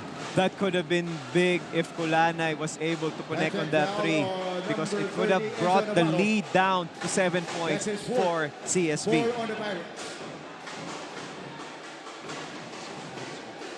14 seconds on the shot clock. LPU has outscored CSB in this fourth quarter, 27-16. Gozum has it. Cuellar milking their shot clock down to 6. Cuellar blocked by Umali. Sean Umali has been big. 4 seconds to shoot. 5 block shots for Baby Bo. Sean Umali in this game. 17 points, 4 rebounds, 5 blocks, 4 to shoot. That's right, 4 seconds on the shot clock. Good defense. Gozum sees an opening, beats the shot clock, but no, waved off by our referee, Harry Santos. Timeout LPU Pirates. And with a minute and 8 seconds remaining, Coach Gilbert Malamanan, his team down 10, calls a timeout. Stay with us dito lamang sa inyong NCAA Season 98 live on GTV. pusong kampiyon. Tayo'y may pusong kampiyon. There's no stopping us from getting the latest news and catching every nerve-wracking moment of the NCAA games. Pumunta na sa official NCAA website, gmanetwork.com/NCAA at i-download ang official NCAA app para sa latest updates, full game videos at team rosters and box scores. Walang iwanan online sa Season 98 ng NCAA. Achieve greatness every day. The players to watch and the teams to beat. Get ready because your favorite hardcore heroes are here. This is your NCAA Season 98. Achieve. Let's go back to this Will Gozum shot. Did he beat the shot clock? No, he didn't. Clearly, a shot clock violation on the Blazers. So they will wave off that basket by Gozum.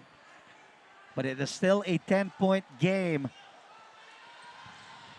Itong kalamangan ng Blazers, umabot pa yan sa 24. Umali with 5 blocks by himself. Itong Blazers as a team, just 2. What a game for Sean Umali. Not just offensively, he was 8 of 10 from the field, just missing 2 field goals, but 5 blocked shots para dito kay Sean Umali in this game. Bola ng LPU.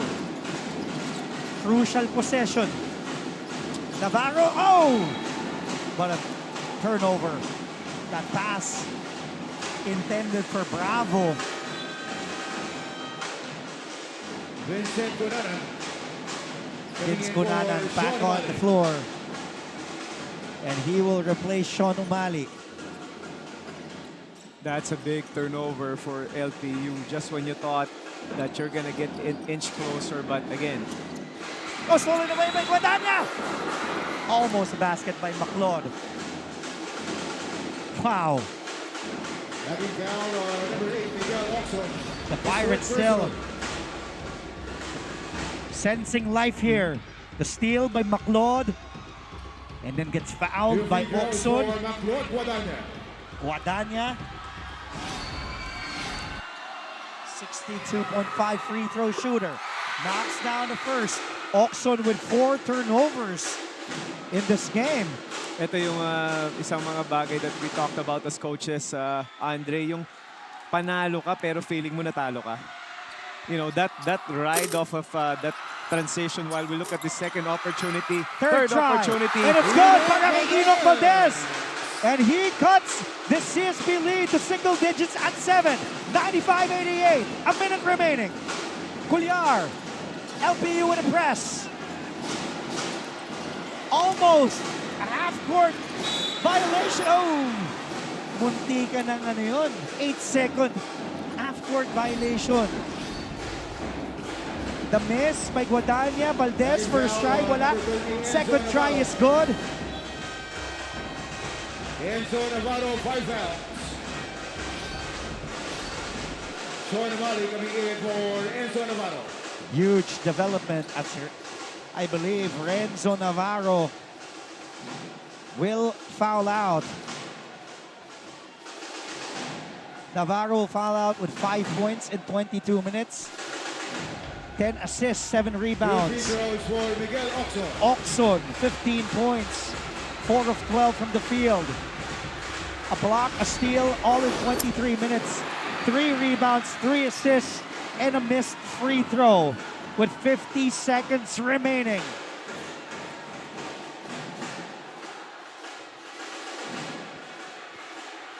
Oxon, a 73% free throw shooter in season 98.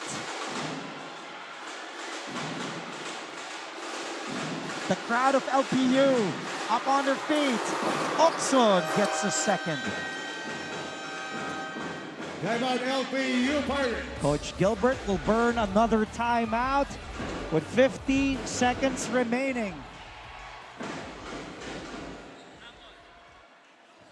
Now let's listen to the huddle of Coach Gilbert Malabanan.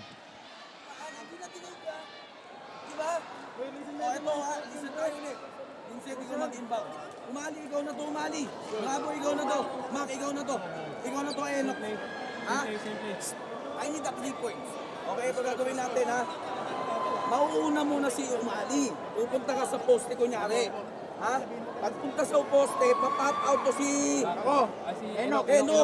Okay, pero ipipake pass mo Vincent dito kay Enoch. Gusto ko kay Umali mo bibigay. Kaya sa post, pop out, bigay. Okay, ngayon. Tignan nyo to. Kapit Enoch dito. Bravo, tignan mo na si Mac. Tignan mo. Mac, bigay mo. Pag wala, umali ka na siya.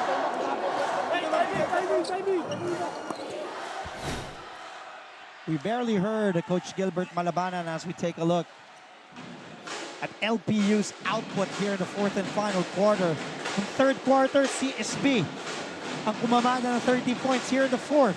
Bumaliktad, LPU, that comeback, outscoring the Blazers 30-17 in this fourth and final quarter.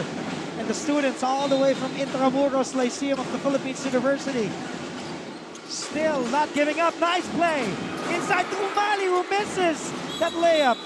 But a jump ball possession arrow pointing to the Pirates. Lucky break for LPU.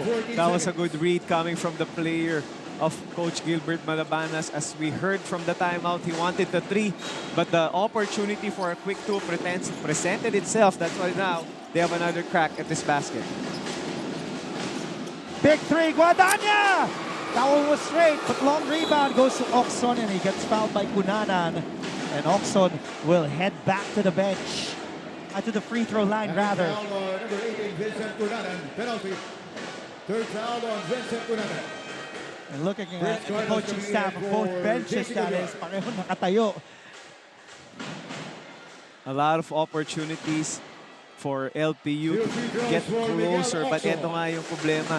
Napakalaki kasing kalamangan ng binigay mo eh. So, all the while in the second half, it was catch-up basketball. At ang problema kasi dito, Andre, is kumbaga yung run na yun eh, eventually makaisang score lang itong CSB. Patay ka agad yung run eh. Because you allowed them to really dominate you. Kaya one miss you die palaging opportunity for LPU. But you have to give credit also to the defense that CSB has been putting up all throughout this game for this game. It's so important to them.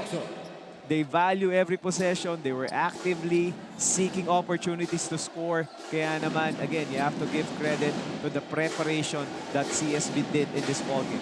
And now Oxon heads to the Benil bench. Oxon with 18 points in 23 minutes.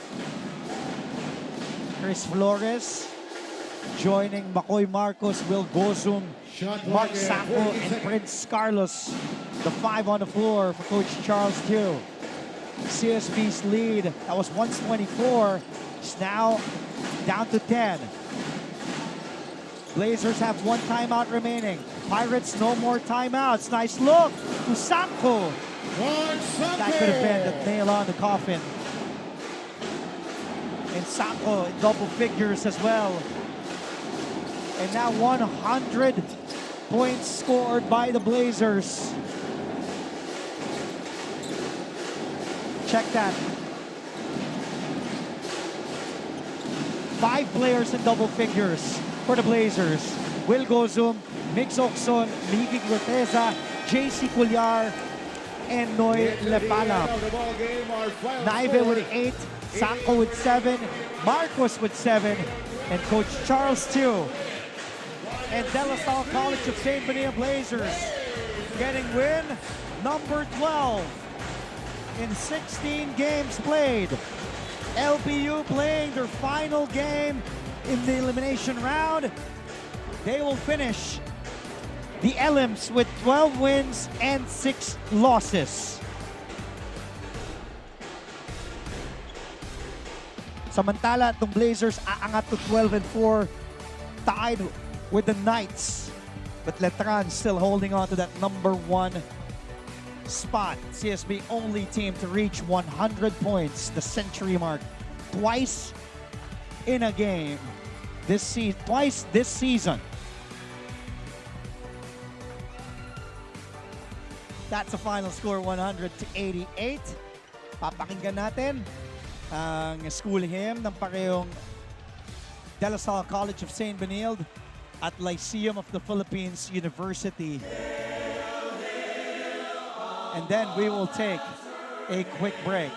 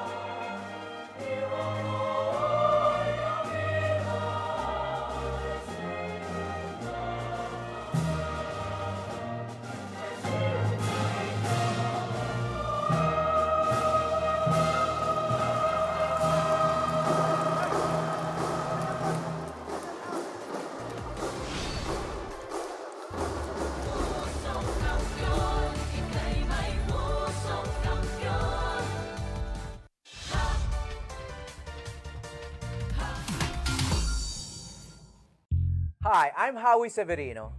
My colleagues and I developed this idea of creating a podcast as a safe space for sharing insights with leaders and interesting people across diverse backgrounds. I've been a journalist for 33 years as a newspaper reporter, news anchor, online editor, and documentary maker. But podcasting is fresh territory for me. Check out the Howie Severino podcast, an original for GMA News and Public Affairs. New episodes will stream every Thursday. Listen for free on Spotify, Apple Podcasts, Google Podcasts, and other platforms. Empower yourselves and be safe.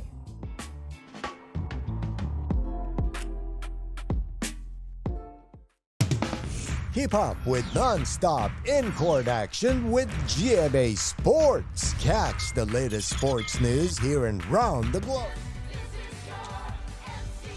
Kami po yung nagbabalik live on GTV. What a game that was to end this week in Season 98. Two teams, number 2 and number 3, And De La Salle College of St. Benilde, the second time this season, reaching the century mark. Final score 100 para sa Blazers, 88 para sa LPU Pirates. At kasama namin ni Coach Topex Robinson ngayon.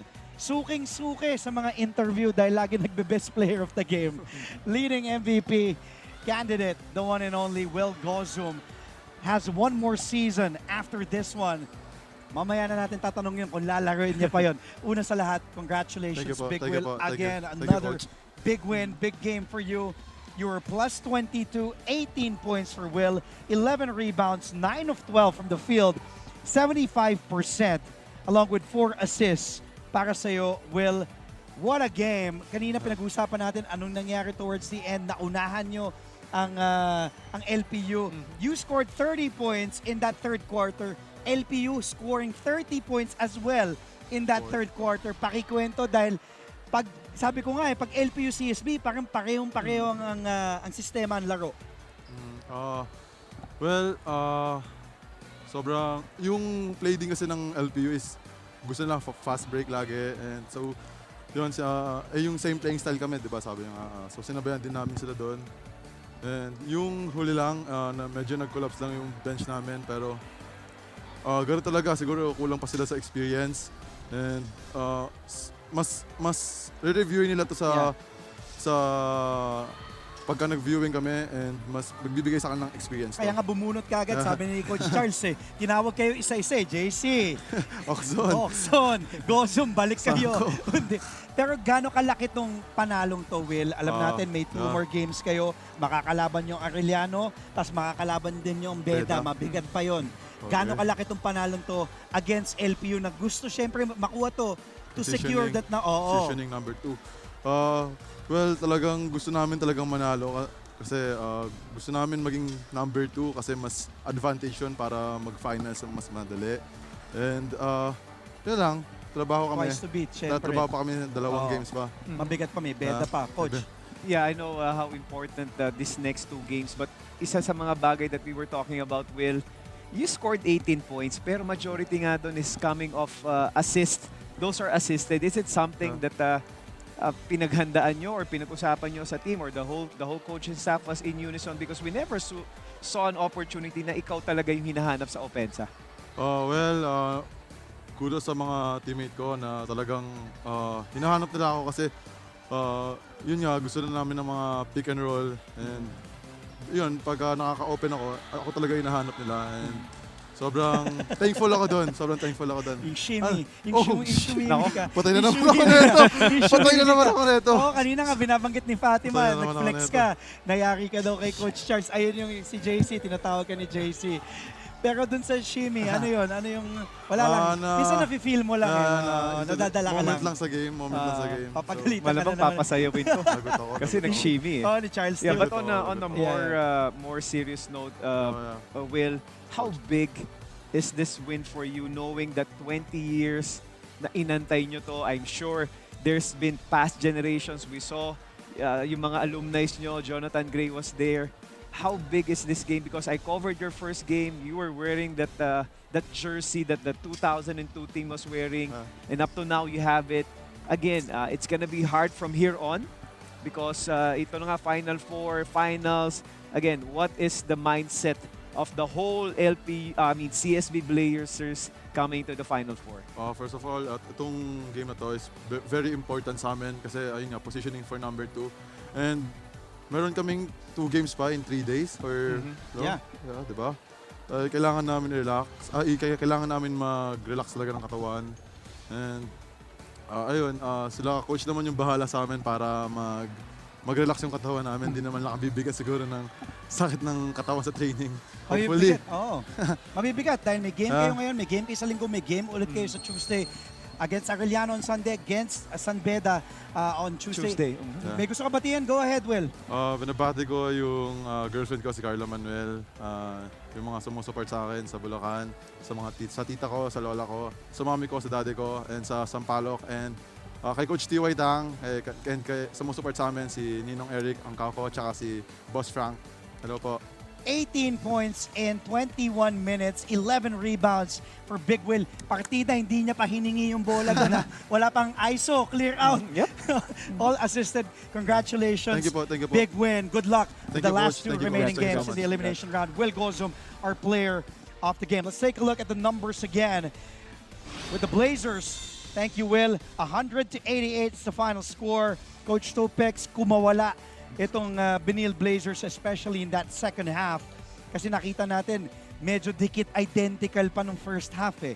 Pero to yung discrepancy, field goal situation, lamang na lamang at 47%, itong Benil 39% sa LPU. It was clear that itong CSB from the onset pa lang, Andre, they really are in control. Yun na nga lang, nagkaroon ng konting meltdown during the fourth quarter, but again, quick to his decision, itong si Coach Charles bringing back his three big guns, finishing off itong koponan ng LPU. As we look at the standings right now, tied at first place, Letran Knights and the CSB Blazers following closely third with their last game already, Andre, itong LPU Pirates. But again, silently looking up top is itong San Beda Red Lions.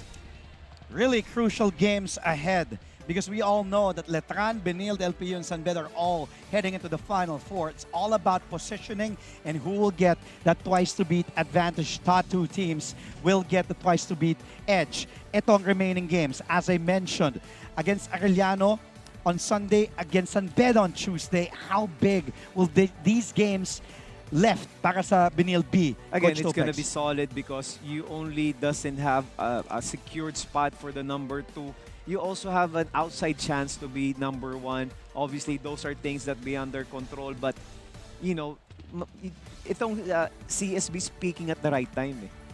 You know, yun nga sinabi natin, Will Gozum is not the focal point of their offense. Kaya ang daming production coming from their other players. At nabanggit mo nga, si Oxon 18 points, Corteza 13, si Cuellar had 11, Lepalam with 10, 5 players for the Blazers scoring in double figures. Games tomorrow, tuloy-tuloy po ang labanan habang patapos na ang ating second round of eliminations. Papasok tayo sa Final Four. Ito, Battle of Intramuros. Although Mapua is already out of contention, but still expect a good game here. Mapua will try to play spoilers and take down the Letran Knights in the first game at 12 noon.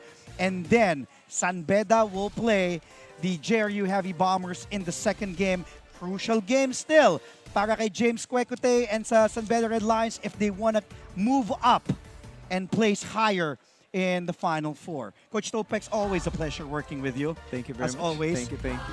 Ang nag-iisang Coach Topex Robinson also. Thank you to Fatima Reyes working courtside para sa ating Benil Blazers and Avia Zunic who did courtside duties for Lyceum of the Philippines University. Our director, Raul De Ocampo, at the helm, our game producer, R.R. Romano, Steven Cruz, also our floor director. I'm Andre Felix for Coach Topex and everybody from GMA and Synergy. And sa lahat ng bumubuo ng aming team, marami pong salamat sa inyong pagtutok. Magkita-kita muli tayo bukas. Live dito sa Phil Oil Eco Oil Center sa lungsod ng San Juan para sa inyong NCAA Season 98 live on GTV. Happy weekend. Stay safe. And we'll see you tomorrow.